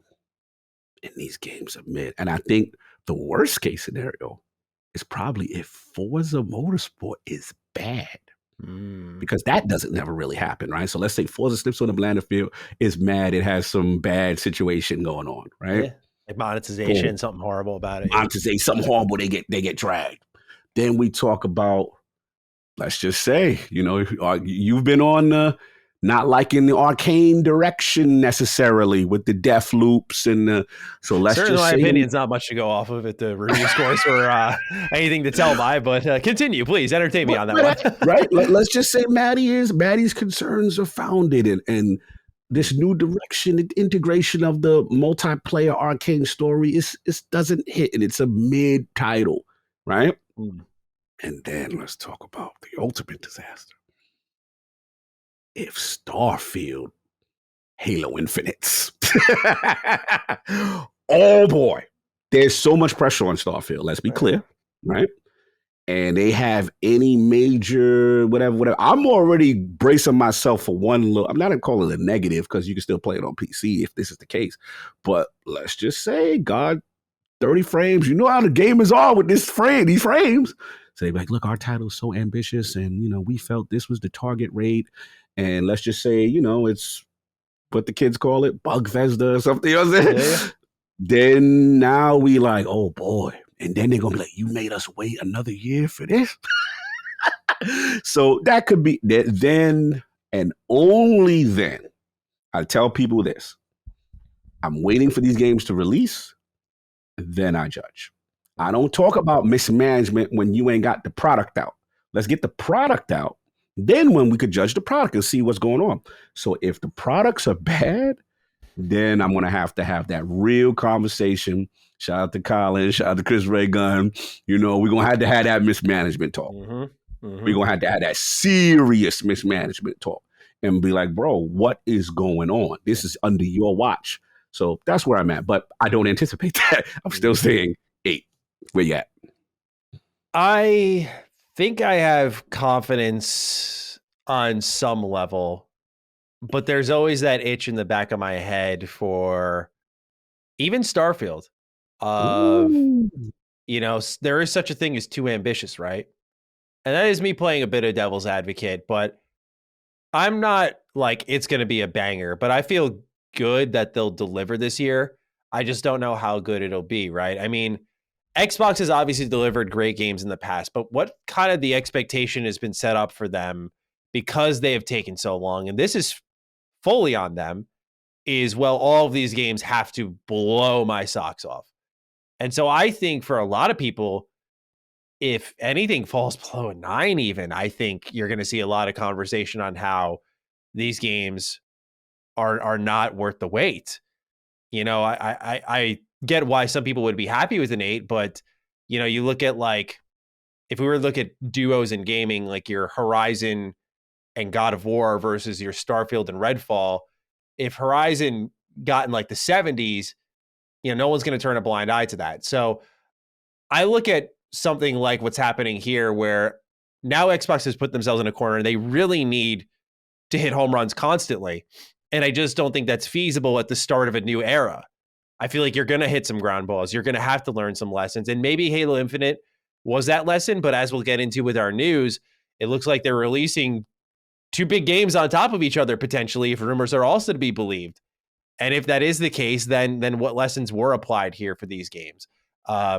I hope maybe that's where the delay came from. I don't know. But what I'm trying to say is I don't feel overconfident in what's going on with Xbox. I think they'll have some good games. But even with Bethesda, like there's a good energy there that they're doing all the right things. But, there still is the possibility that they go as wide as an ocean, as deep as a puddle here. And that depth isn't truly realized. With Arcane, at least for me, it's possible, again, as wide as an ocean, as deep as a puddle. Like, this is the team that is known for interactive sims. And as far as I was concerned, Deathloop was hardly interactable at all. It just wasn't. It was barely a sandbox as far as I was concerned, too. So one company to me is trending in the wrong direction. One hasn't released a game in a while, but its last two, to me, were kind of descending in quality. So I got to be real with myself, as much as I'm excited for them on a personal level, that like if I'm going to be objective about it and look at their year, it's like, yeah, Forza's probably the home run. I'd say the X factor is Redfall, much like you said. Like if that delivers and that's like a 9, I'm feeling really good suddenly. And Starfield, I think, is going to be good. I think it has the potential to be greatness, though. And I think the problem is for Xbox is all these titles need to be greatness for people to be satisfied. I just think otherwise the conversation is going to eat them up a little bit. Otherwise, if they're all mid, I think it's going to be catastrophic. I think it's going to send a horrible message that, this is what we've waited for and you barely delivered. But I will say, I don't think that's a likely reality. Like the point being, again, to my original argument is people are expecting greatness. And I think if they get just good, they'll be underwhelmed. And I think, good point. I think mid is not going to be in the cards here. Like even for Redfall, for example, like I just don't think that's going to be a mid video game. It has too many tools on its belt right now to look mid to me. Even if I'm not crazy about what I was seeing for it initially, it just looks like there's too much happening. Same thing with Starfield for it to be mid. Sometimes the ambition can override the mid, where you'll at least see a game that tried, but it's depending on how good it ends up being. So for me, confidence level, I'm feeling all right about it, but What's your score though? What's your score? What's your 1 to 10? What you doing? Like how like a confidence level of 1 to 10? 1 to 10 for doing spot. Yeah. I guess based off what I said, probably a 6, maybe. Like, ooh, no. I guess what I'm saying is probably like just based off what I was saying. I don't want to sound too negative here, but just again, like I would probably put it at a 6. That's why I don't do number scores. That's why I know, because you never do it. That's why I asked you. Yeah, you never do it. Okay, I cool. probably just based on what I said go with the 6. Though. Me. Like think of the IGN scale, 6, okay. Yeah, like I feel 6, okay. Feel okay about it. So that's where I'd sit on it personally. Okay. Because look, okay. Let me just explain a little bit further, because I know I'll probably break the 6 down. They gonna clip this. I know. So we felt really confident in 2022. And everything got delayed. So I just don't need to. I don't want to get overconfident over nothing. They've taught me that lesson. So it's just like that's fair. And then when I look at the studios and their recent releases, is like my personal excitement for all these games. Well, not all of them, not Forza, but like my personal excitement for most of these games is high. Like I'm obviously ridiculously excited for Starfield, but if I'm just trying to be objective and looking at the track record, it's like, I can't sit here and blindly go like, yeah, Starfield's going to kill it after 76, even if it's God Howard. There have been changes in that studio.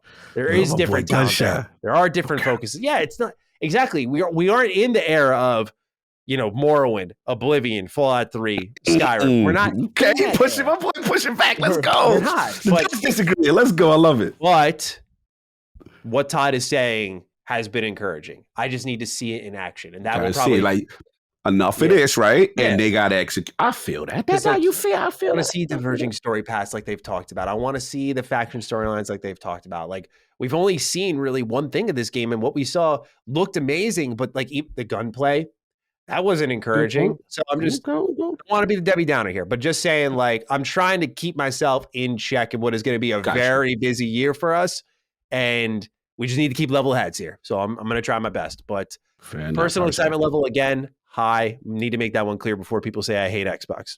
Matty hates Xbox. Now, but I'm going to pat myself on the back for number 2 here when we talk to Dylan, because this was something I called from E3, and you may remember this. Dylan writes, "Hello, fellas. Little old news, but big news, as High on Life was the biggest Game Pass title in 2022 and the biggest third-party title in Game Pass history. With all the previous concerns about Xbox not being able to hit the pulse on pop culture, it seems like they finally hit one with High on Life, a brand new IP, which was all over Twitter and TikTok. People laugh at TikTok, but every clip I watched had at least over 100K views. Pretty cool to see. My question, High on Life 2 or Squanch Games' next title is definitely locked up with Xbox, right? Thanks as always and have an A1 day. Man, look, this is where, the returns are going to be high for those who invested in our show early. This is another thing the Dukes were on. And in particular, I said High on Life was going to be a game. I specifically said TikTok too. I said this shit was going to be all over social media. Get ready for it. Now, did I expect biggest Game Pass game ever for third part? No, I won't pat myself on the back that hard. Kong, this was a wonderful surprise though. Even though I wasn't crazy on High on Life, I did make it the Game Pass pick of the week because the motto of that was like, go try it. Like, this may be for you. And a lot of people loved it. Now, when it comes to High on Life 2 or whatever Squanch Games is doing next, I think it's got to be a Game Pass lock. I don't know if it's an Xbox lock, but I think after being the biggest Game Pass game, you got to imagine they're like, yeah, run it back. Of course, run it back. That's a no-brainer to me. It's just, they'll collect their check. Xbox will happily pay it. They need this type of game. Makes sense to me, but a pleasant surprise here. So what did you think about what happened with High on Life over the holiday break where it really took over? Yeah, this blew me away. Look, we came into it excited based on what we thought it could do and the uniqueness of the title, the humor. And we know humor in games is hit or miss, but what this showed me is the critics got it wrong. Yeah. And they don't. This is where the hardcore gamer sometimes the critic doesn't understand the pulse of the culture. The gaming industry has shown that, these kids or whomever, right? Because I don't want to just say everyone's on TikTok's a kid, but I'm just saying, like, they absolutely loved it. And we talked that. That's why I love what Dylan said about pulse of the culture and Xbox kind of never usually being associated with. This is one they got right. And they took a risk on them. This Rick and Morty thing, it's a thing, bro. Like, it's a thing. And now Squanch is in a fantastic position. They talked about why they chose Game Pass. They talked about, getting that exposure, taking the risk. They spoke to other developers and said, hey, almost seven times more visibility. So for people who saying, it's a good point. Not to interrupt you, but they really were pushing Game Pass before any of this even happened on what they were hoping they get out of it. So for all this death of the industry and developers don't need to watch, here is an example. This thing it's doing so well. It was the biggest launch. Bro, think about that sentence. The biggest third-party launch on Game Pass history. Like, that is mind-blowing considering the heavy hitters that have already hit the service. So, yeah, this is an eye-opener. And I will say this, I'd love to be Squanch Games' lawyer right now. Bro, you covered into that ballroom. Yeah, Microsoft. So the way I was looking at the numbers for the next deal. And now look, it behooves Microsoft to like, I agree with you. I don't know if they're we're gonna acquire them. I don't know that. But listen, one thing about execs, one thing about corporations, they love engagement, they love money. And this thing has blown the socks off the industry right now. Shout out to Benji Sales. He has some great statistics tracking. I was blown away to see what this thing was doing. It was mind-blowing. Then engagement on Game Pass, top played games as a single-player game, it was like up there top 3 with Call of Duty. I'm like, what is going on? Like, that is mind-blowing. Single-player game. That just shows you this is a lane.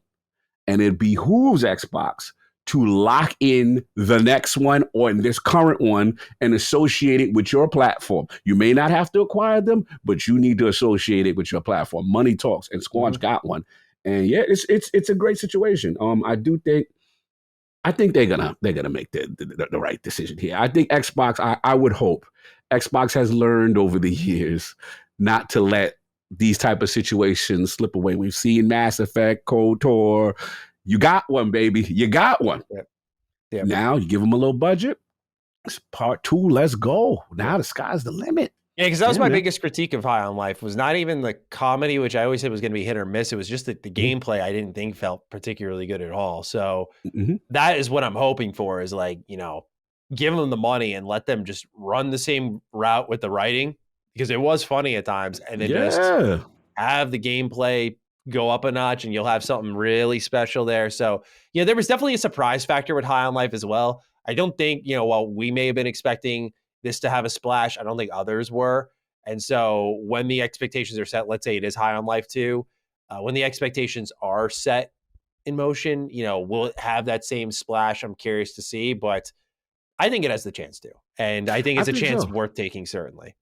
Yeah, I think so. I think what it is, especially not to get all political, but it has its voice where it's the anti. It kind of gives me Conquer. Yeah, We're modern not day being Conquer. safe. We don't care what you feel. We're talking outside the box. We're giving Deadpool energy. Like we are fearless in what we are going to do. And even though this is not a game you're going to play for your kids, like people love that. People, there's a what this showed me there's a huge contingent against political correctness.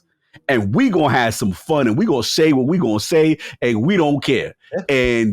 And what's crazy is to see the success for that. Like that is just wow. Kudos to Squanch for betting on himself.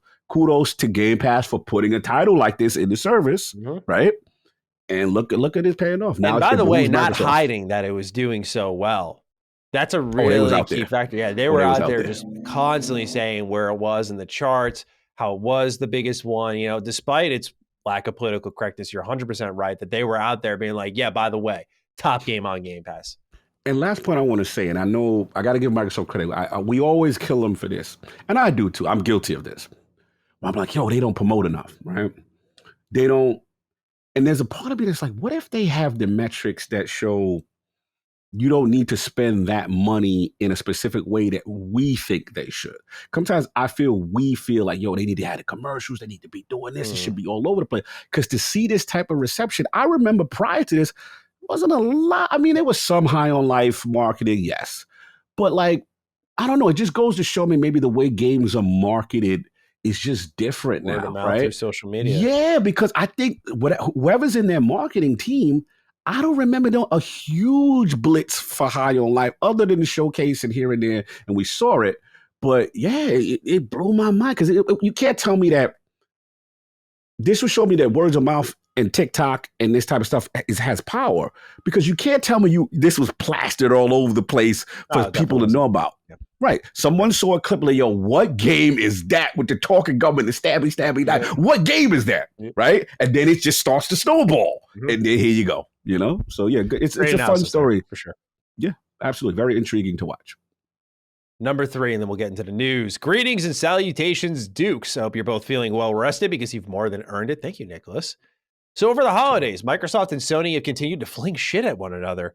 The turn I'd like to focus on is Microsoft claiming that Sony has allegedly permanently blocked Bloodborne, Silent Hill 2 Remake, Final Fantasy VII Remake, and Final Fantasy 16 from Xbox indefinitely. Obviously, the focus of things have been on the two warring platform holders, but should we be putting publishers' feet to the fire more for accepting these kinds of deals? Yes, Sony's offering them, at least you'd presume so, but none of the publishers have to take that bag. It is quite possibly the most literal anti-consumer move I can think of. Thanks for the great weekly content and looking forward to seeing you in Houston. Until then, have a when will we get a grounded spoiler cast kind of day. I don't know about that, Nicholas, because that game was dropped with a capital D. I know so many spoiler casts you're supposed to do, but yeah, it is what it is. Shout out to Nicholas, man. Great question. We're gonna get at him. We're gonna talk about it. Yeah, let's so I'm not gonna fault Sony for ever doing this, by the way, because while I'm not gonna push for Xbox to do it, business has been done in a certain way for so long. And when you don't do it that way, you start to lose out. And whether we want to accept it or not, the reason we here have pushed for acquisitions and exclusives is because not fanboyism, but strictly because your box needs an identity to differentiate itself from the other box. That is what it's all about. You need your set of franchises, just like every team drafts its players and signs its players. Xbox too, Sony too must do the same thing. So if Sony has chosen to block Bloodborne, Silent Hill, Final Fantasy 7 Remake, and 16, I don't blame them. It gives their box identity. PlayStation is synonymous with Final Fantasy, which is the biggest JRPG franchise out there. Smart move, as far as I'm concerned, if you're a business owner. You know, the likes of Bloodborne, a bit of a head scratcher, Silent Hill 2 Remake, you know, could maybe scratch your head at that a little bit more, but it came to Xbox a year later. I personally believe, though, that they're trying to create an identity for their box, and PlayStation has a good eye on quality. Not that Xbox doesn't, but PlayStation clearly has proven that. And so they know what they want to lock in to make it synonymous with their brand identity. So when you think of PlayStation, you think of X, Y, and Z IPs. So to me, you know, could you look at Square and say, like, maybe they're taking a bag or two many times? Possibly. I think Square is definitely the biggest culprit, and it's easy to point the finger at them. But if Xbox was doing the same thing here, I don't know if I'd be parading around, yo, this is bullshit. Because I mean, it's business. Like, I totally wouldn't blame them for saying, we were just talking about High on Life too. If they locked it down, would anyone be complaining? No, it makes a lot of sense because High on Life was synonymous with Xbox. Starfield synonymous with Xbox. So, I get where you're coming from, Nicholas. Not that you're wrong by any stretch. I just think this is the nature of business. And I don't really blame PlayStation for this approach personally. And I think if the Activision deal is blocked, Xbox is going to take that very same approach and go scorched earth would be my prediction. But Cog, I'm curious as to where you stand on all of this. Yeah, I'm in complete agreement. I think you wonderfully said. I just think that listen, companies don't engage in those practices unless there's financial benefit. There's metrics involved with it, right? If you make these games synonymous, Sony makes these games synonymous with their platform, and you get to show that either a marketing deal or exclusive deal, and people come to your platform because of it, and you get that engagement, you get those sales.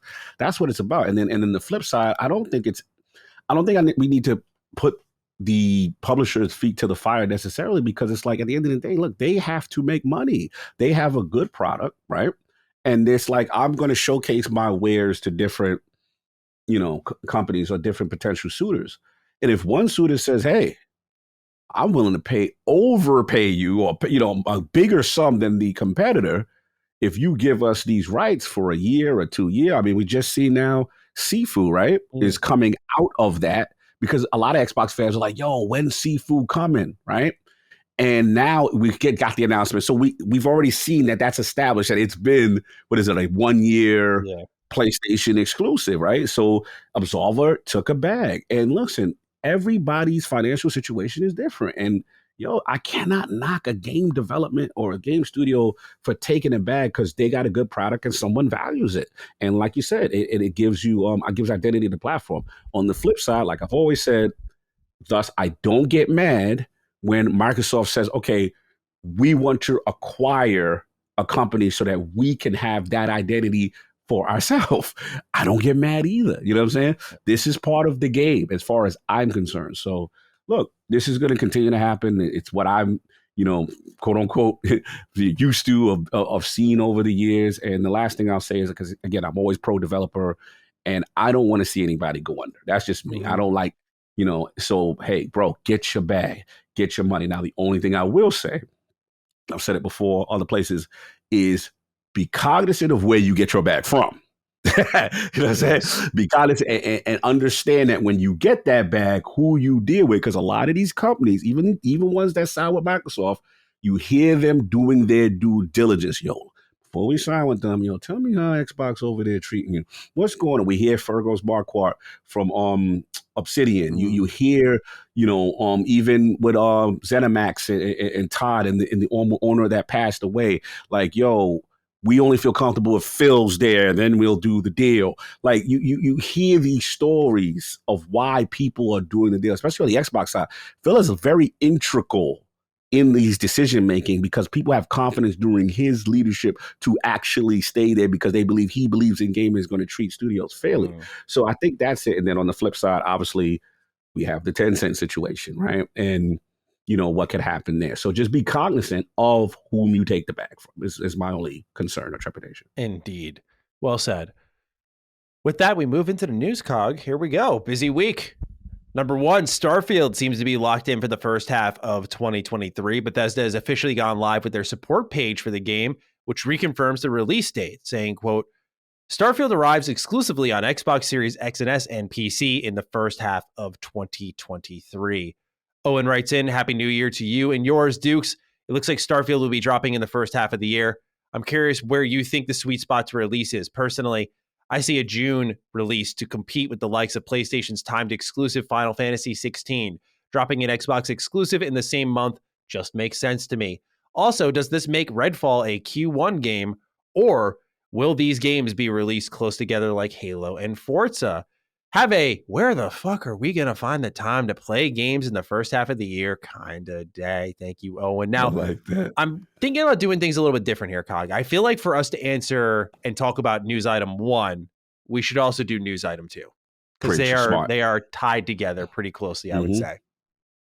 So number 2, throughout the holiday season, rumors swirled about Redfall, one of Xbox's biggest exclusives, set to drop in the first half of 2023. As the prolonged silence continued, doubts began to percolate that Xbox would deliver on this promise made at its summer showcase in 2022. The discussion began with Okami13, who claimed that Redfall would be targeting an early May release date following an internal delay of about 6 weeks. Following that up was none other than Dad of Xbox, Jez Corden, who did some digging of his own.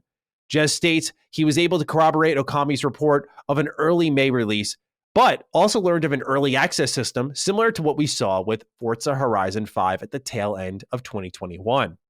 For those who don't recall, it is typical for the Forza Horizon series to offer a premium edition that consumers can pre-order to get the game a couple of days early. If all goes according to plan, Redfall should be receiving the same treatment. So we'll kick it back to Owen now. We're hearing Redfall in early May. The assumption, and it was just an assumption, there was never a written rule by it, was that Starfield had to come after Redfall because it would otherwise overshadow Redfall and that you should keep these two far apart. Now, when we were talking earlier, I mentioned how maybe Xbox didn't really learn their lesson with the Forza Halo situation where Forza Horizon 5 was storming away, dominating the conversation, racking up player counts. Game Pass is doing its thing. The premium edition did its thing. Over 1 million people paid for it, et cetera, et cetera. And then Halo comes out in its early access multiplayer. No need for that. Comes out with its campaign that needed a little bit more time. And you wonder what would have happened if that game came out in, say, March, and then you had Forza just dominate the rest of the holiday season. So spacing to Xbox fans is important. And because of those sequence of events, people believed Redfall and Starfield should be pretty far apart and that Forza Motorsport wouldn't be a concern wherever it landed because it's such a different target audience. So Cog, with Owen's question being the release window, the sweet spot for Starfield, where is it for you? Because some are saying June, because you can't imagine, let's say it's March, that the game only needed a 4-month delay. Did it really only need 4 months? I mean, the reports are people are playing finished builds. So you think it's coming sooner rather than later? Listen, the reports are, that things are progressing extremely nicely. So the question is, how close to finish are we? And now with the new reports, like you said, with question 2, that it seems like we thought coming in, it was Redfall for sure, top of the year, Starfield maybe mid, maybe even later if they needed more time. Mm-hmm. Now the roles seem a little bit reversed. And if that's the case, and if Starfield is more ready than Redfall, then you got to look at the months. You got to look at the time. Here's the thing that makes this so tough. Listen, first of all, I'm with you. I don't want them stacked on each other. Let's just, for the record, in a perfect world, I would not like them stacked on. That's old Xbox energy, right? And I don't like when it's just this mishmash, modge podge of just too close and you don't get to enjoy the games, right? And you want each one to shine, especially Redfall. I feel Redfall really needs its time in the sun to shine if it's well. That being said, in defense of Xbox, I have to say this. 2023, bro, there ain't no spots. Bro, look at this lineup. Look at these games. Here's the other thing. Then we got to talk about Xbox has to respect its own third-party partners, right? They have their own releases. bro, Diablo's June. Mm, You putting Starfield next to Diablo like that? I'm not saying, look, mean, Starfield gonna do what Starfield do. I'm not scared of Diablo, but do we really want these games with your third party partners? Because that's a partner, right? You want to give them the chance to shine. So, and then there's the other thing. There's still God bless, shout out the whole, there's still the chance of FTC conceding and realizing they may not have a case, and this thing gets wrapped up a little quicker, based on Microsoft we're going to get to it, seem extremely aggressive with what's going on now. I don't know if you even pay attention to the latest reports. Oh boy, they're getting aggressive. Like the time for peace is over. So if the time for peace is over and they happen, then you got that aspect. So there's part of me still thinks there's a lot of fluidity to the situation. And man, because you want to give Starfield, here's the key. Starfield is the key, right? You got to give Starfield the proper time. And when Todd and Leather Jacket say it's ready, then it's ready, right? But if it's ready, now the proximity to all these, you got Final Fantasy 16 probably not as scared of. Okay, fine. They're not probably scared of the opposition as that much, but isn't Zelda building it? Bay, yeah. Do we really want to put we no disrespect Horizon forbid, the first one? You know what I'm saying? Yeah. Redfall might be learning that lesson, man. That's all I'm saying. You know what I'm saying? Like, this is I feel for Xbox on this situation because it's not normal. 2023 is so stacked that you kind of damn if you do, damn if you don't. So you just kind of like, when it's ready, it's ready. But I'm worried for Redfall. Yeah, so I'm curious what you think. I'm conflicted. I'm going to be honest. I'm truly conflicted with this situation. I don't know how to handle it, bro. I don't envy them. Yeah, I don't either. I feel like with Starfield, you got to think that just by scope, and I could be assuming wrong because every game is different and the progress of their development is different, but just from the outside looking in, by scope alone, Starfield would need the most testing to make sure every bell and whistle is finely tuned and that they cannot have any level of a 76 issue. To me, that demands the maximum amount of time. You want to take every ounce of time for this game to come out. And I feel like this would have been a June game. Like that was always my prediction, a June game. Now, here's where we got to factor in one rumor that ended up being true with, according to Jez Corden, right? Which is he did confirm Okami's report, was just that the early May release window for Redfall seems to be true. Now, the reason that's important is because Okami mentioned a 6-week delay internally. Yes. So if Redfall were set to come out in, say, April, like it should have, with Starfield in June, that looks a lot better. That's information that not everyone will probably ever be privy to. So maybe there was an internal plan for that more spaced out release. And I think we're just going to get them on top of each other because you perfectly put it that it truly is damned if you do, damned if you don't. If it's not Xbox cannibalizing one of its own projects, it's probably another third-party game somewhere else that's going to... Tears of the Kingdom was a perfect example to bring up. It's going to be tough competition. It's why I said, like, last year, if you were an indie, perfect time to release a game. Probably the 2 years after this year, perfect time to be an indie. But this year, if you're an indie, good luck, because it is time for the AAA industry to deliver, and they're looking to deliver in spades. So yeah, I'm with you on. I think it's going to be close. I think they're going to be close together, but I don't think we see a scenario where Starfield's coming sooner. I think you could make the fair argument that it's ahead, but I feel like, again, just in the spirit of nailing this thing, you take every ounce of time. And I just can't see a world where a game that big only needed 4 months. I just can't. Another half a year, 7 months, really? That makes sense to me. But 4 months, I feel like we would have had a release window by now if it's coming out in March or April. I feel that. Now, let me ask you the question. This is the big fight that me and Red have. Oh, okay. So, as a result of your thinking that you need to give this, which I agree with, you need to give Starfield the most time it deserves because of polish, and this is your big flagship game. Right. Can you delay it past June? if more time is needed after the promise that it would come. Of course. In 12 months. I don't even need to hear the rest of what you're going to say. Of course. Ooh. Of course. Okay, but Xbox fans, some let me quote my man King. It better come out because they said, I don't want to hear anything. You delayed it once. You delayed it twice. You told me this is, and now I don't want to hear it. So what do you say to the angry mob? Rand is part of this. King is part of this. They like, it better come out. I say you won't give a damn when your controller's in your hands and you're playing the game. That's what I said. Man. I don't think this is a rare moment, and I think we got to use Cyberpunk as an example where it would have been the case too. This is a zeitgeist game, and when it comes out, no one will give a shit. And especially if it's good, by the way, no one will give a shit because it's finally here. I totally get the sour taste in people's mouth. If it gets delayed again, I get it. I would be upset too. I'm not going to pretend I wouldn't be. But see that little blog post with the tweet. Yeah. We regretfully. Yeah, I know. It'll be a painful sight. Like, oh man. And I know that the conversation will be like, yeah, here we go again. But know what they're gonna say, mismanagement. We're consistent on that. We were team Halo delay. We were right on that, I think. We're team Starfield delay. I don't want to have as you mentioned, Starfield getting Halo Infinited. We don't want that. So if you know what Craig face? No, if they feel they need another 6 months or whatever, 5 months, if it goes from June to November, yeah, that's painful. But if it's worth it, no one will care.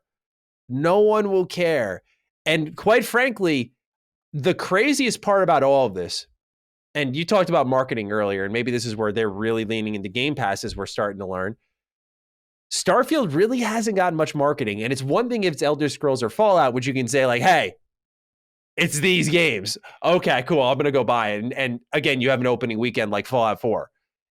But Starfield's had pretty minimal marketing in the scheme of things, and you're telling me it's set to come out in 5 months?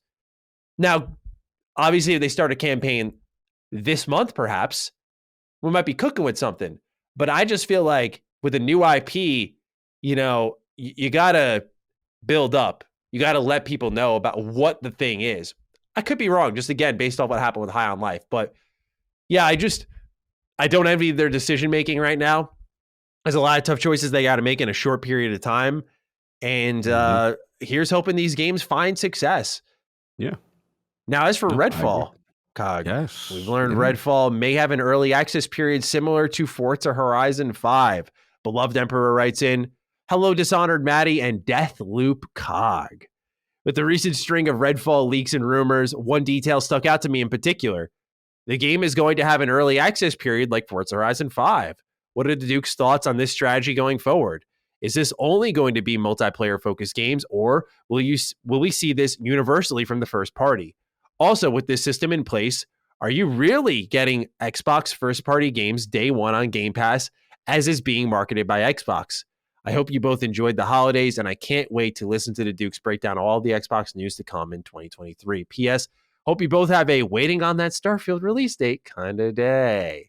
Thank you, beloved Emperor. Salute. So yeah, this is something we got asked a lot around the time of Forza Horizon 5. Like, Dukes, are they going to do this? And I remember clear as day, we were both like, yeah, they're going to definitely do this for other first-party games. So again, y'all are getting return on investment here.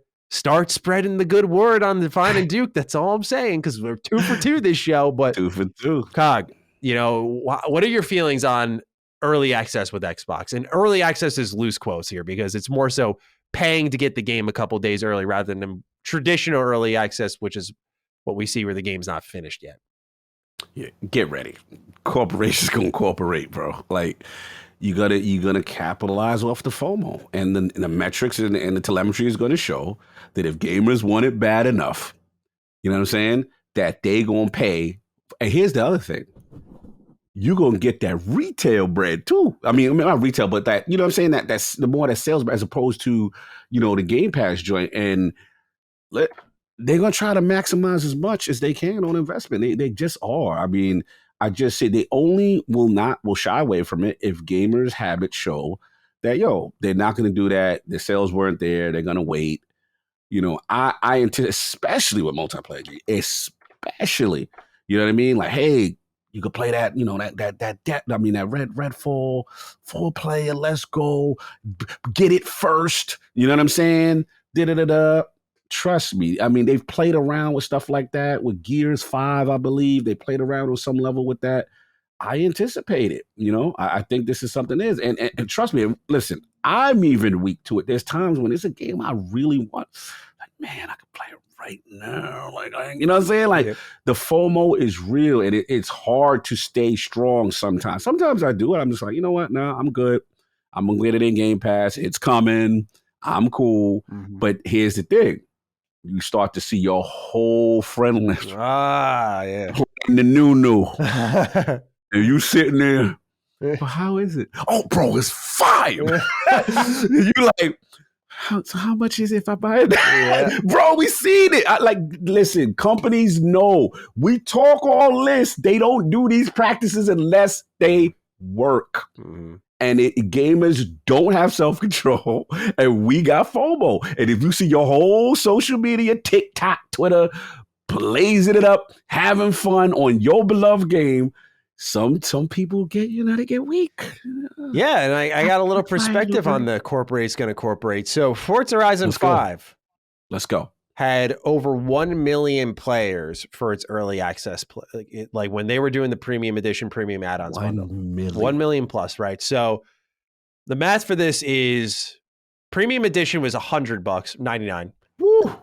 Premium add-ons was $45. Now the premium add-ons, I think, just gave you access, and it was like the more digital revenue you could take. So by minimum, Xbox and in turn Playground Games would have made about $50 to $110 million in the early access period alone. That's a lot of money, right? And now Forza Horizon 5, I looked, surpassed in June 20 million players. Wow. Obviously, there's microtransactions and stuff. So they are counting their bills, right? The way I look at it is I think this is the surefire way Xbox is going to do it for every multiplayer game. My real question and uncertainty lies in single player. I am very curious because Atlas was the one who brought this one back with Sega. Sega has been really pushing the early access, like pre-order and get it 3 days early.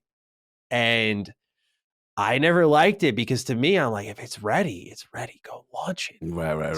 It's ready. Just drop it. But as we're seeing here, Xbox is leaning into it a little bit. And yeah, when you see over $100 million in a successful product before it's even out. High-end version of said product. Yes. $100 yeah, we're not version. talking about the people who spent $60 on it and just waited for launch day. This is a way that Xbox can kind of have their cake and eat it too. You either get Game Pass subs or you get people who want to pay, and you're giving them more ways to pay when they want to pay. I mean, it's a dangerous combo, but Xbox has the really unique benefit of price propositions benefiting them, whether it's their opponents or themselves. So when they introduce like a $90 option, just wait for Game Pass, bro. It's only a couple days. It's fine. You're fine. It's $45, bro. Why not? We'll never mind. We raised the price. Yeah. We raised the price to $70. Yeah. You know what I'm saying? By the way, this is for a $60 game that we're talking about with Forza Horizon 5. Good point. We're not talking about Redfall, which is confirmed to be $70. Always pay attention to the timing. As soon as the games they know what's coming in 2023, we got you to break this news to you. Moving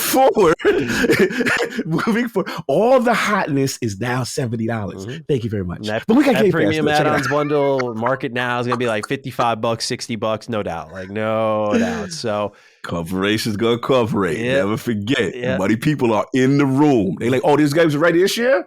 Okay, now we don't want to hear no lip. $70, let's go. Marketing team, finance guys. I know how they think.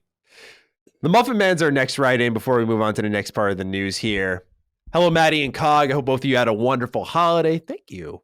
My question. My guy. With Bethesda seemingly confirming Starfield for the first half of 2023 and the rumored May release of Redfall, what do you think the release order is for Forza, Starfield, and Redfall? Which comes first? And if all are releasing in the first half of the year, what takes the fall slot? And why is it Hellblade II? I hurt my back before the holidays, and I'm now just easing back in the gym to burn off those Christmas cookies kind of day. Hey, certainly I can relate to the bad back, man. I get it. Yeah, that's you. Yeah, so I get it, man. Get your rest. But we kind of put them in order, but do we want to finalize that order and then just talk a bit about the second half? Because I'm thinking they're going for the trifecta here. I'm thinking April, Forza, May, Redfall, of course, June, Starfield. Okay. With the asterisk for Starfield as asterisk team delay. Yeah. Actually, same here. I think that makes perfect sense.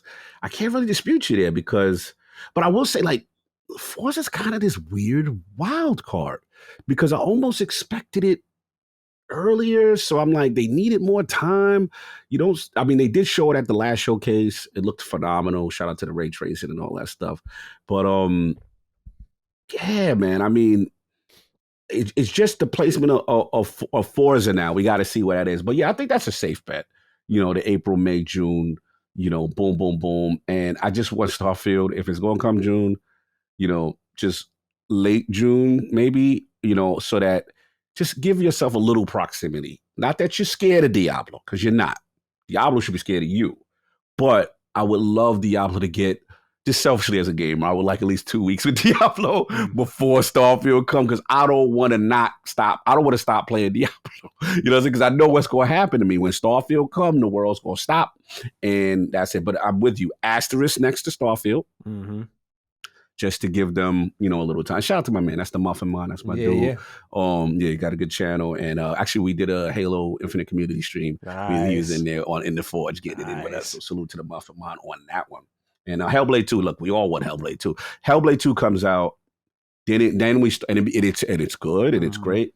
Now you start talking about Xbox Year of Dreams, kind of like, they did that. You know what I'm saying? But that's super high, pie in the sky. We'll see what happens. When it comes to the second half with Xbox, I kind of like that they almost have like a wild card here, because I think it could just be like a Game Pass takeover. Because like that's the thing we haven't also addressed is like Game Pass day one is pretty set for 2023 in the first half. Like we got really good looking games like Wolong, Atomic Heart, Lies of P. I mean, the list goes on. Plus their own stuff finally. So it's less pressure to get the big third-party fishes. But right now we're going to enjoy both. And so with the second half, you're looking at Hellblade. Hey, look, Year of Dreams would be Avowed. I think Avowed's early 2024. But if that ends up being ready to go, Obsidian strikes again. Man, you figure, I don't know what Obsidian is doing. I know they've been so busy, in 2023. Obsidian is a wild card to me, as far as their activity level. Is something ready? Isn't it like we're going to see? Avowed is very interesting. And then I've heard chirps that Outer Worlds is closer than we think. Yes, definitely. Outer Worlds too. I've heard chirps. So, we got to see. They've got a lot of stuff cooking. And again, but that could easily be a 2024 kind of lineup also. But yeah, we'll see. Necessarily, when you look at like say PlayStation's holiday window, like they just had God of War. So like that was just it in the heart of the holiday. I think you could see that too. Like it's just Hellblade 2 and it's coming out in October or like November. I could just see that. And that's totally fine with me as well. Like I'm not going to complain. Because I'm about the quarterly exclusive. Like I like that. That's one vision of Phil's I hope he realizes. Like I don't like that he's potentially jamming 3 exclusives right next to each other. These games are taking longer and longer to make. We need to spread them out so people can enjoy them, play them. I'm not even saying because I'm a game reviewer. I always find a way, but I'm saying in general, like we need to give these games time for the people making them, so that it's worthwhile. I don't like when they're all jammed together like this. And I know, again, as we talked about, the nature of 2023 is a little more volatile. It's harder to really get it all right with so many big things releasing next to each other. But I digress. I would be okay with Hellblade 2 just being on its own in the holiday window. All right. No doubt. Let's move on to number 3 in the meantime here. Jason Kelly, the man who played Colt Vaughn in Matty's favorite, Deathloop. He may have spilled the beans again, because this is not the first time he's done this, that there is more on the way from that universe. appearing in a Streamily live stream. By the way, for those who don't know what Streamily is, it's where like voice actors sit down and give out autographs to fans watching the stream. And they were signing covers of Deathloop. Here's what Jason had to say when asked about code names for his games. Quote, "Yes, I can't say them though, because they being Bethesda, are still sometimes hiring us under the code names." And then if you watch the video clip of this, his eyes shoot out of his head and he goes, "Did I just say something I shouldn't have?" End quote. And I forgot her name, but the voice actress of Juliana like looked at him like, "Oh, you shouldn't have said that." Now, it was only just confirmed last year that Deathloop is connected to the Dishonored universe, so it's possible that we see Arcane explore this connection even further, which is what I would personally be looking for. But ladies and gentlemen, the curse may live on here. Deathloop 2. That son of a bitch. Anyway, this doesn't surprise me because while I had my gripes with the game clearly, check out the top 5 best and worst games of Game Pass 2022. If you have yet to, you might get a good laugh at that episode, just a hunch. But I may have had my gripes with Deathloop.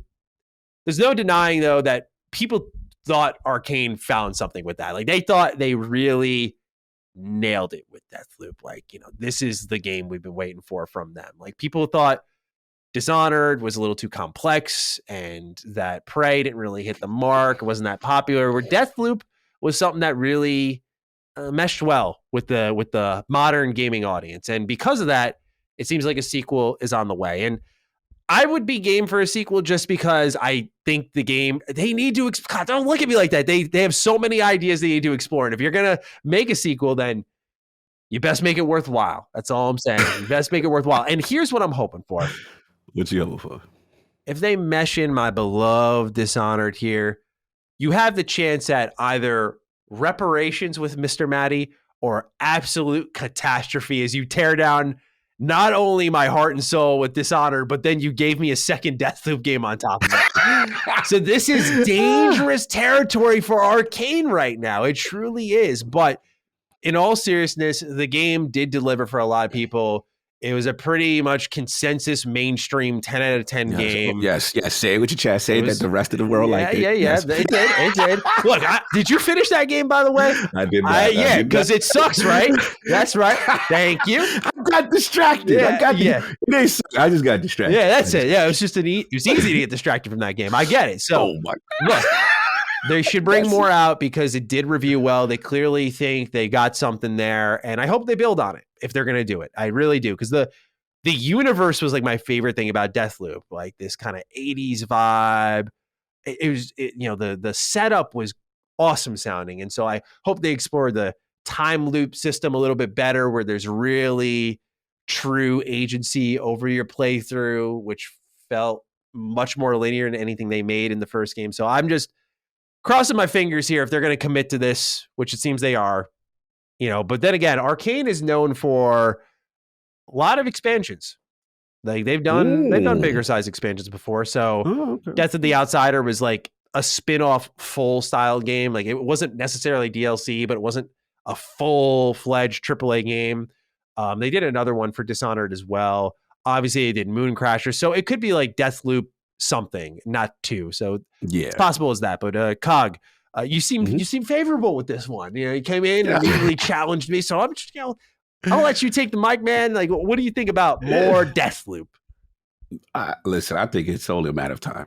I think they really struck lightning in the bottle, unfortunately for Matty's review, but the rest of the world really did enjoy this game. And, I think people want more of it. So, yeah, I mean, this stream, he seemed, I was listening to you, he sounded like, he really let the cat out the bag. Like, somebody was like, his face was good. His face was so funny. He was like, oh, yeah, like, oh, man. So, yeah, look, expect more to the universe. I agree with you. I don't think it'll probably be the full-fledged sequel, probably, but I do it get expansion, DLC kind of feel, kind of vibe. They've got one. And let's be honest, single player, it's hard to monetize. And if you got a good one, right, you make that expansion, you make that, listen, I ain't had no problem spending money for what is it, Outer Worlds, Murder on Eridanos. Yeah. You know what I'm saying? Like if there's a universe that people love, people can't wait to get back to it. We've been there with Mass Effect and a lot of the big games that if they got a good DLC, you'll pick it up. So I can see them doing that for sure. People want to get back in that world. Yeah, and I'm curious how they do decide to expand it, because even though the Golden Loop ending did provide a little more context, I'm just interested to see where they want to take it next. Gotcha. Yeah. It's Yep. just, there's a lot of options for them for sure, but Yeah. certainly it looks like they're going to explore them. Yes. Yes. To Matty's happiness. This actually does make me happy. But see, I'm such a selfless host that I put it last on the list because I know our audience. I know what they care about. So for number 4 is a little treat to myself. Let's talk a little Persona, shall we? On January 19th, Xbox fans will finally be able to enjoy what PlayStation's fans have for years when Persona 3 Portable and Persona 4 Golden both arrive on the platform. When playing, it's possible that some may notice that Persona 3 has not aged favorably in areas outside of its main story. The game desperately needs a remake, and if a statement from a Reset Era user, this is a good one, Lolly Lulelu, Yo! is to be trusted, then Atlas plans to deliver the goods. This Reddit user was the original source that said Persona 3 Portable, 4 Golden, and 5 Royal would be heading to Xbox Game Pass. So it's a report worth entertaining at the very least. The insider claims that Persona 3 Remake will have visual enhancements, stability, and quality of life updates, but it might not offer all of the content from the original game. This would include content such as the epilogue known as The Answer in Persona 3 FES, and even Persona 3 Portable's exclusive female protagonist. In its New Year message, Atlas confirmed it has 6 development let me reread that. In its New Year's message, Atlas confirmed it has 6 titles in development. So one of these could very well be Persona 3 Remake. Let's go, Matty. Let's go. Where you at with this? So I got to pat myself on the back again. I'm just doing it all episode here. Just this arm's getting tired right now. All these right predictions, you know what I'm saying? But this was a collaborative effort. So let's go. I made a video on my Mr. Matty channel called The Future of Persona. And it was there that myself and 2 of my close friends sat down and we made like a 40 plus minute kind of video essay just talking about how impactful Persona 5 Royal is, how you can't go back to the Persona of old, and how you need to take all those gameplay changes and move forward with them in every single entry. Now, one thing we pointed out that was awfully strange is that Atlas has been making a ton of assets for Persona 3 in particular. Now, Persona 4 as well, but Persona 3 in particular. One was the dancing games, where you had full animation models from Persona 3's characters cast.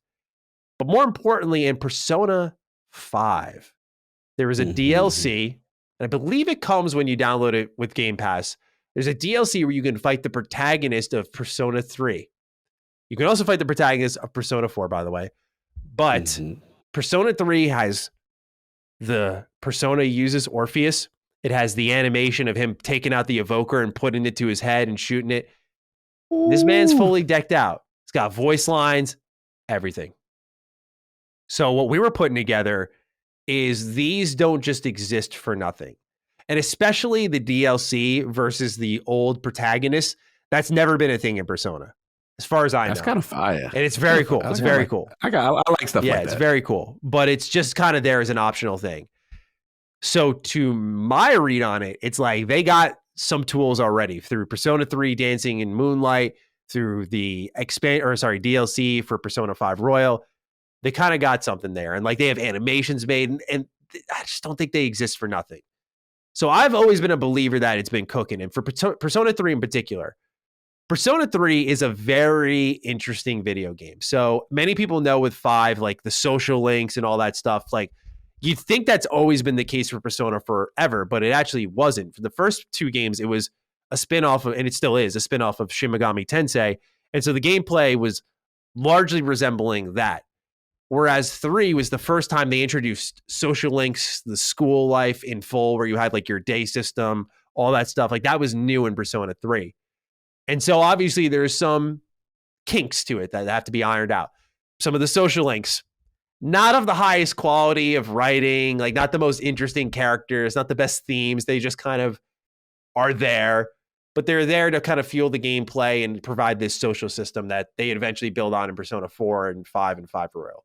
So it was the building blocks of that. Also, Persona 3 was the building block of what we came to know as mementos in Persona 5. So Persona 3 has this thing called Tartarus, and Tartarus is awful. It is this.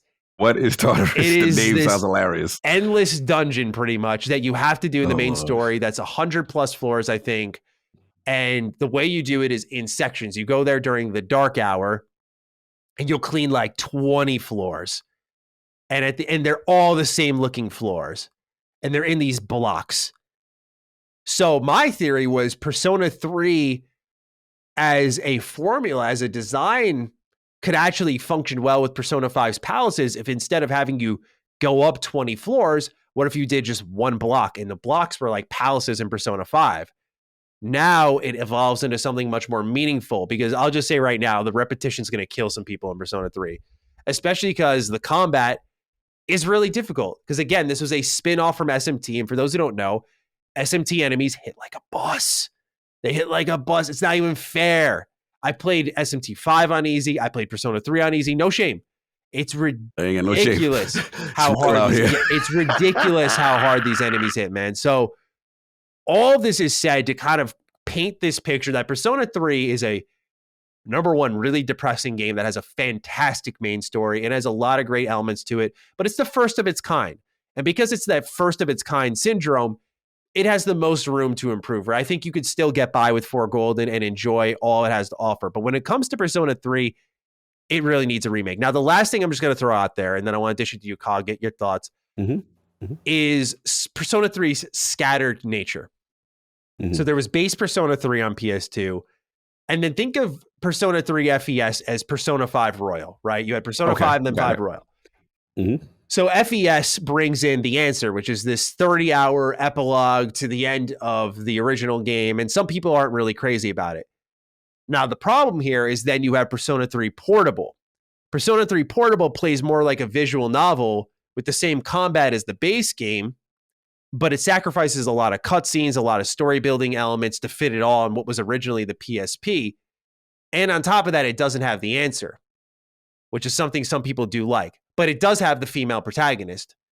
So what's missing in FES is the female protagonist. What's missing in Portable is all the cutscenes, is The Answer. And they don't have this definitive version of everything from FES and Portable and the original in one with all the fine tuning it desperately needs. And the problem some Xbox fans will find with Persona 3 is I personally am someone who played Portable and only Portable for the first time ever. Oh, by the way, one element from Portable that's also desperately needed in FES is the ability to control your teammates. You cannot control your teammates in combat in Persona 3 FES. You can't. Oh, wow. But in Persona 3, you can give them direct commands like you would in any other turn-based game. I don't know why they thought it was a good idea in the first place. So point being, it's a mess right now. There's so many quality life improvements and mechanics scattered. And what this Reddit Reset Era user said was that a lot of these changes, some fans may not be pleased with. So with that all put together, Cog, it's something that I think is desperately needed, a Persona 3 remake, but I'm curious what fans will be disappointed with, because it needs so many quality of life enhancements. And one thing that they suggested may not be there is the female protagonist, which I don't think is the end of the world, but it's the only Persona game to have a female protagonist. So I think it's important that they get it back. Yeah, it's a tough one because, being kind of reintroduced back into the franchise with the newest version of it, it kind of gives me Final Fantasy vibes. It's like, this is the wave now, right? You've got the system, you've got everything in place. Yeah. So you kind of want to bring back the older ones with this format and modernize it. And I see that the problem seems to be the source material and how do you integrate older systems, and then the way you described it, like separate canons, because were the other ones also the same game or additive experiences? That's the other thing. Like it seems I'm a little confused with the female protagonist part. Is this going on at the same time when you were doing her pick story? At the beginning of the game. It changes some of your social acts, but it's mostly the same game. So did that shit? I mean, I'm not to make it like I'm some developer. I mean, it doesn't seem that difficult to include her unless there's some type of, one would assume, the marketing rights or whatever it is for a PSP portable, has, dried up at this point. Yeah. So yeah, I could see that. And then give us the royal version. Like, like, to me, how dope would it be to see the full inclusion in Persona 5 Royale style combat with that upgraded graphical look? Man, now you talking like this is a whole new game. It almost reminds me of how, like, we're talking about Witcher 1, right?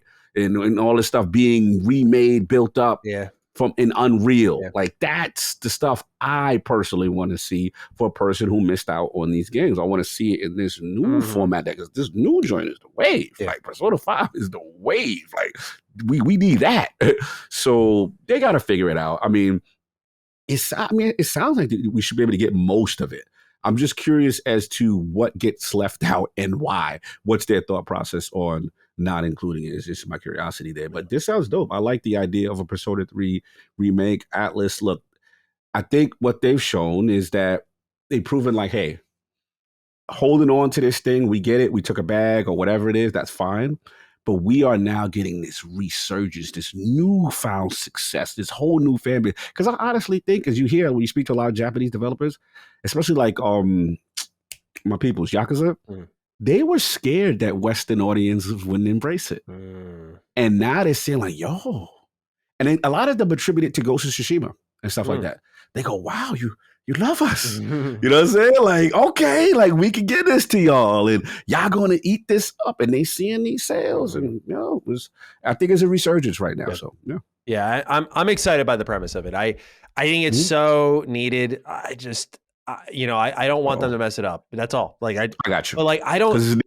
But the thing is, I don't think Persona 3, again, I need to emphasize, is like a wonderful game. And when it comes out on Game Pass, I'm going to recommend it to people. I would recommend starting with 4 Golden, just because I know that's like the sure shot. Like, I don't know anyone who can play that game without a smile on their face. That game is so fun. It's so good. Like, I love the cast, some of the best dialogue. But Persona 3 is like, every Persona game has its theme. And I'll say that Persona 3's theme is life and death. And it is throughout all of it. You feel it. And it's so good in that regard. But people are going to see, like, it's definitely the most dated of the trio that's available on Xbox now. And I don't know if you get worse than that, is what I was going to say, which is why I was prefacing, like, I love it, but I don't know if you get worse than Portable. Like, it's such a scattered, messy series of Persona 3 games that anything would probably be an upgrade compared to what we're about to get. I mean, they've got to be emboldened. I mean, me and you both are playing Crisis Core right now, right? They've got to be emboldened by this stuff. Yes. And seeing the reception, so you could go dig in the crates on some old game that may be loved by the hardcore, but didn't do the critical sales that you want. And the assets are there. I mean, it's just a matter of how much pain, development-wise, code-wise, and integrating all the versions that you want, how much that is. And it will suck to lose some of the stuff. But I best believe, I believe this rumor. I think it's coming. Yeah, I believe it too. So we'll wait patiently, as Atlas, again, has 6 titles in development. So one of these is likely also Persona 6, which this report also said is coming sooner rather than later. But that's been the report for a while, that we're not going to have that huge gap between like 4 and 5. We did 5 and 6. Yeah, speaking of which, did you hear to see the rumor about maybe someone with the marketing for the Persona 6? Huh? Yeah. That's my trickier. Say that again. Yeah, there's a rumor going around that one of those titles might be Persona 6, right? One of those in development, and that maybe some company has got the marketing rights. Oh, really? Somebody dropped the bag already. Oh. Interesting. I am dying to know if that is the case. Who might that be? I wonder. That would be an interesting. If it ends up being Xbox, that would be a plot twist. Yo, that's a crazy plot twist. Because I'm okay with them just being a part of the fun, right? They're on the team now. They got Xbox support. Cool. To make them the main platform. Don't let Phil head drop that bag. Yeah. Don't let that trip happen. That trip happened. Ooh. Oh, Saab will be looking for you. I come out here with Persona T6 t-shirts every day of the week. All right, that's the news for the week. Let's move into the Game Pass pick of the week. This is a game, COG, that has been sent my way endlessly since it's dropped. It's a game that's been in development for, I want to say it was 7 years by like mainly one indie developer. And that game is Chained Echoes. Everyone has been sending it to me. This is a Matty video game. Now, I've only put about an hour into this game, but I had to just check it out ahead of this week's show to see what all the buzz was about. Because every week we're getting write-ins about it. And people are just like, please, COG, Matty, you're both going to like this. Check it out. So I did. And I got to say, man, pretty impressive stuff here. This is a sneak. No, this is a very sneaky one. And I feel like if I had more time with this game, this really could have snuck onto that top 5 best or worst Game Pass games of the year, because it, when you play that first hour, you kind of get a special energy. Like, oh, this is, the fact that you have to keep in mind, this is one person who did all this outside of the music that was composed by someone else. And I think he freelanced some of the art backgrounds, but otherwise, like, it's a beautiful video game. And the defining element that I noticed in the early going was overdrive.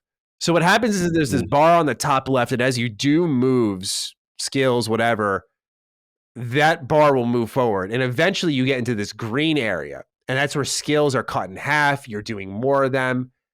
But eventually, if you keep doing them, you'll get into the red area of overdrive. And that's where you can't do skills. You're going to take more damage. So you don't want to go too crazy. And so there's certain moves that you'll do that'll move down your overdrive, and certain moves that'll move it up a lot. So you have to have this balance of going gung-ho, defending, not defending. And I'm paying attention to that bar more than the enemy. It's a very different level of interaction. And I'm a big fan of that. What I also like is it's very Chrono Trigger inspired. Like, you'll be running around and the overworld is the battle map. Sometimes you'll fade into a battle map, and I like that, like that classic vibe. I love that. But this game, what happens is you'll just be running around and just boom, battle starts like out there, and you'll just get right to it. Your health regens, your MP regens every fight. So you're starting off on a clean slate. So the game kind of encourages you, like, go all out. Only problem I really have right now is some general fights, like, they take a little too long. I think kind of the best part of the JRPGs are the boss fights are the long investment. Like, okay, I'm getting really tactical. You figure out the weaknesses of the region you're in, and you can kind of eventually start dusting them. And the feel good moment is like, I didn't spend much time on that. Like, I'm just wiping them out here. And the boss, though, it's like, well, that was tough. I really had to try for that. But with this, you have to try for like every encounter, I felt. Not like it's a sweat by any means, but you have to like really dial in, pay attention to certain meters. And I love what this game does. I've become a fan of this. I'm curious if you'd agree. I like some games with no health bars. I like some turn-based games with no health bars. And I like here that like I can't see what their health is in Chained Echoes. And I'm kind of just hitting away, and it builds that internal tension to like, man, like, is this the hit? Is this the hit? Is this the hit? Oh man, like that wasn't the hit. I'm running low now. That inherent tension is so good. This game has that. So yeah, Chained Echoes is beautiful, beautiful pixel art game. Awesome turn-based combat. There are mechs in this game. It's got a lot of things happening and going for it. The exploration's good. The music is fantastic. I really like this game a lot, and I plan to stick with it, give it a full playthrough at some point. But I had to kind of, as the term of the show has been, dip my toes in the pool, see what it was, and I liked it. I liked it. So I recommend people put this one on their radar if you're a fan of turn-based pixel art RPGs.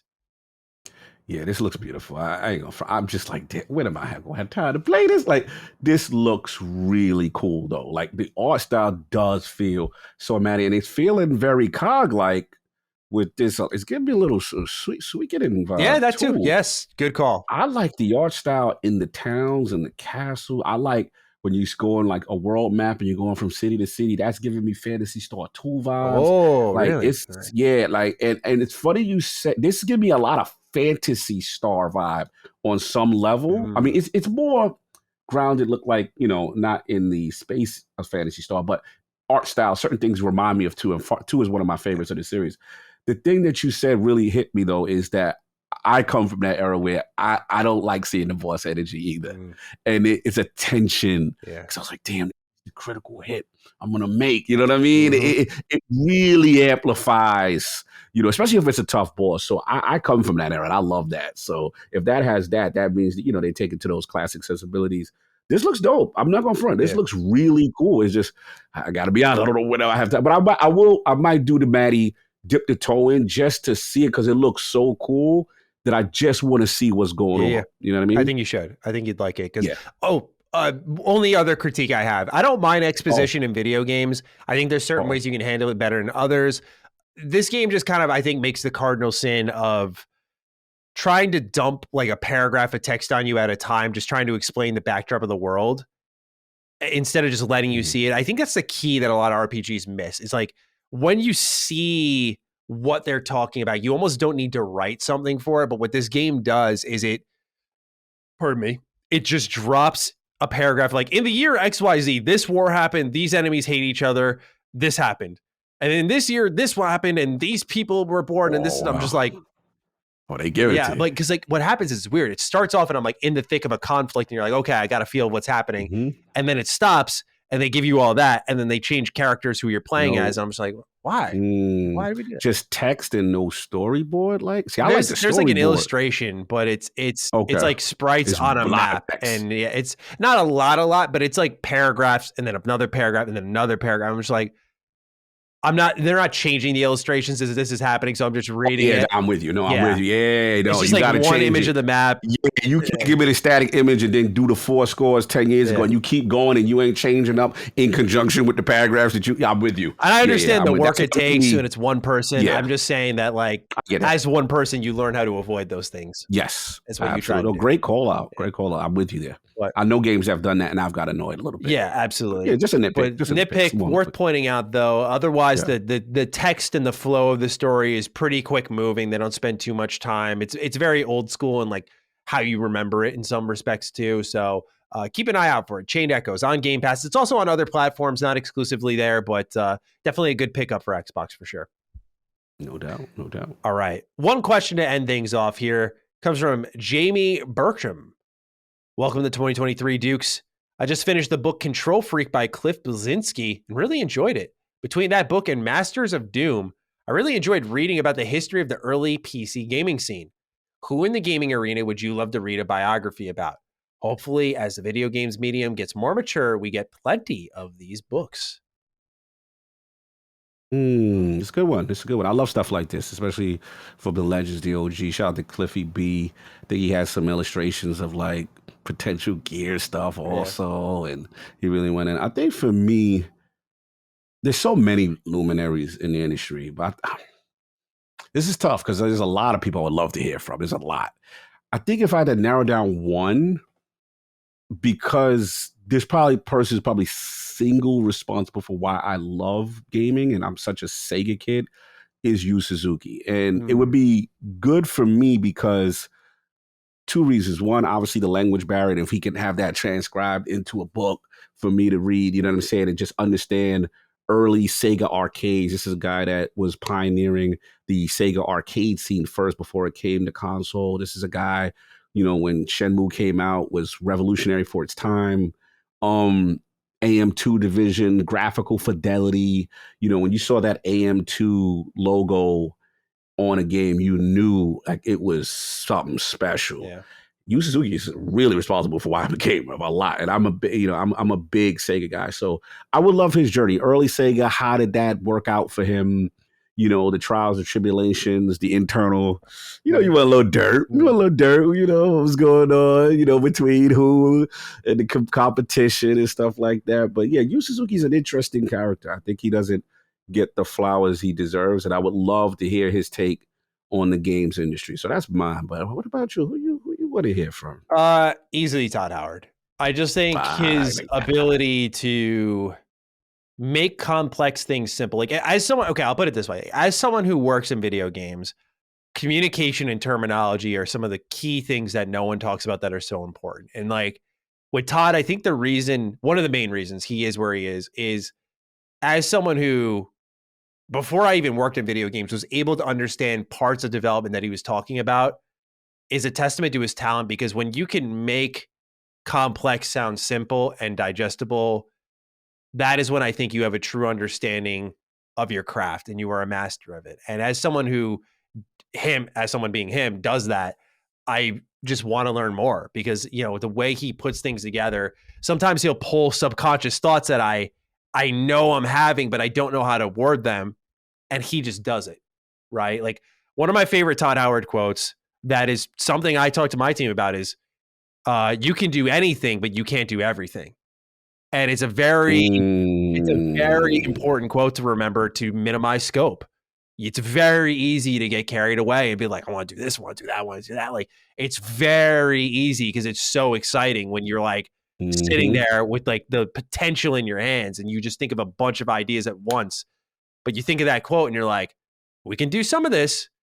Maybe for another game, we do some of the others, but we can't do all of it. So what do we want to value here? That's one of my favorite quotes from him, right? So to me, it's like, that man's a gold mine of information. And I know it'll probably never happen because the guy is such a team player, it seems, that he'll never want that type of attention on him where it's like, you know, here's my book and here's how I did it. Because he's, again, very team oriented, but I don't think he'd have an ego writing one. I just would love to get the insight on how he does what he does. You know, because for me personally, like I've always had a book idea and like, I don't think I'd be like an egomaniac to go write one, but you know, for him, like he's a proven generational talent, man. Like I love to see what Todd Howard is thinking about, like how I made this game. Like, of course, we know a lot of Todd Howard stories, of the ins and outs of like Morrowind and whatnot. And that's part of it too, is like he's been transparent about it, but just his philosophy, his game development philosophy, I think would just be interesting on its own. And I don't think we get enough of that. We get like Jason Schreier's books, which I haven't read, but are like the inside scoops of the industry. There's Cliff Bleszinski's book. There's Reggie Fils-Aimé has a book. Like we have those types of stories, but I don't think we have like a story and philosophy, like cover to cover kind of journey for someone in our industry of like why I do what I do and how I do what I do. And maybe it's because they don't think it's that interesting broadly, but I would be fascinated to learn because I wish I remembered the author. There was a book I read years ago from a person who did writing for Marvel Ultimate Alliance 2. And that may not sound like a big deal, just given the profile of the game, but I respect Ultimate Alliance 2 a lot because while everyone fanboys over Captain America Civil War, I always say Ultimate Alliance 2 did it first. Like they had the whole political navigation that the heroes had to go through, and someone with the government, some rebelled, and it was heroes versus heroes. It was an awesome storyline. But that book was one I read, and that was more about the style of writing video games. And like one of the techniques they said was write the villain's perspective as well as the hero's perspective. So when you're writing your main story, don't just leave gaps, but when those gaps exist, like fill them in with what the villain would be doing at that time, even if you're not going to show it, because as a writer, you need to have those points of reference to kind of create logic and reasoning behind the actions of your villains. Otherwise, it's intangible and it's not cohesive. So again, I think just Todd would be a gold mine for that type of information as someone who's like an aspiring developer, so to speak, or I am one now, but aspiring to be on his level one day. It's like, I just love to have the information there because certainly I don't have him on speed dial to ask. So that would be my pick, Todd Howard. Oh, it's great. Great pick. Fantastic. Yeah, he doesn't come outside a lot. So when he does, and to get his raw and honest feeling on his journey from his own words, that would be fire. Yeah.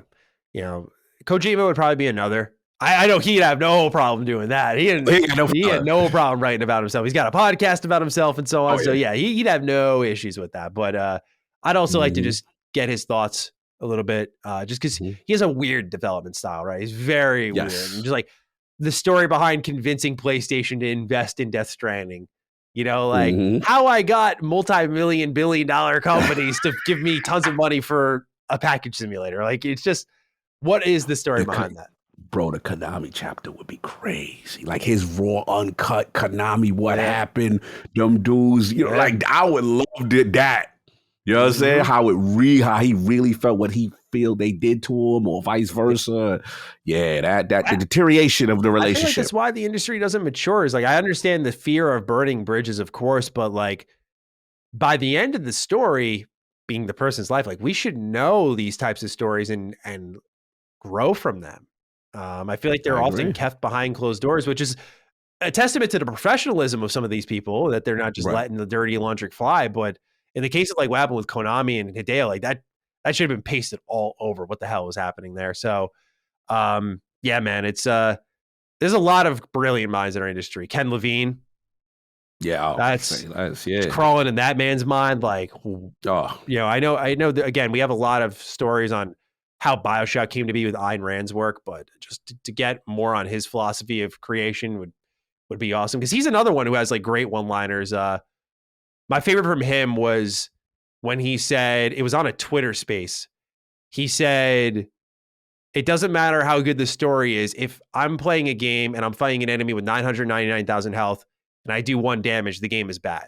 So like and so him as a storyteller kind of defining why gameplay is king in a lot of ways was crucial to hear, because it just shows, as someone who cares a lot about the story, it kind of shaped my perspective on like, yeah, it almost doesn't matter how good or bad your story is if your gameplay can kind of override it in some way and it is fun to play.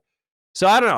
I know I went on a while for that one, but there's just so many picks. Good. So many picks. So many. I mean, Miyamoto's another one for me. You know, just his journey. And then obviously he's got the famous quote. And, you know, you don't hear a lot from Nintendo internal a lot. So I would love that as well. Like, he does a tell all. That would be crazy too. Yeah. Absolutely. There's just so many stories that we need to know. And I feel like they come out in these piecemeal manners of like, I say this as a YouTuber, but like YouTube documentaries and stuff. It's like official capacity, books, movies, shows, like that type of shit. So hopefully we'll get there one day, but that would be my pick, Todd Howard. So that's it for episode 105 of Defining Duke and Xbox podcast. COG, our hashtag for the show. DD 2023. Yeah, 2023. We had a lot of first half talk. 2023. Yeah, either one of those. I'm with that. 2023. We'll do DD 2023. We'll keep it nice. Yeah, set it off. Yeah. So if you got this deep into the show, use the hashtag DD 2023. You can tag us on Twitter. I'm at G27status. That is at Lord Cognito. You can find both of us there. If you don't want to do that and let us know your thoughts on the show, you can go ahead and do it in the comments down below on YouTube. Be sure to leave us a rating on mobile platforms. We'd appreciate that. But otherwise, COG, has been a fantastic return here, and I'm curious if there's anything else you have to say before we round it out. Nah, the Dukes are back, man. 2023, fun show. Had some fun topics. We brought the humor back into it, which is cool. And looking forward to talk about these games, man. This is going to be a fun year. I'm excited. Absolutely. So with that, ladies and gentlemen, take excellent care of yourselves, and we will see you next week for episode 106 of Defining Duke and Xbox podcast. Peace out. Peace. Defining Duke, an Xbox podcast, is a product and trademark of Last Stand Media and Collins Last Stand LLC, and is recorded from the United States of America. The show is conceived by Matthew Mr. Matty Plays Schroeder and me, Colin Moriarty, and is written and produced by Matthew Schroeder. Matty's co-host is Barry Lord Cognito Eversley. Defining Duke's executive producer is Dustin Furman, and the show is edited by associate producer Ben Smith. All of Last Stand's theme music is by Ramon Narvaez. As you know, all of Last Stand Media's shows, including Defining Duke, are fan-funded on Patreon at patreon.com/laststandmedia. The following names are at the producer support level on Patreon, and we're thankful for your kindness and generosity.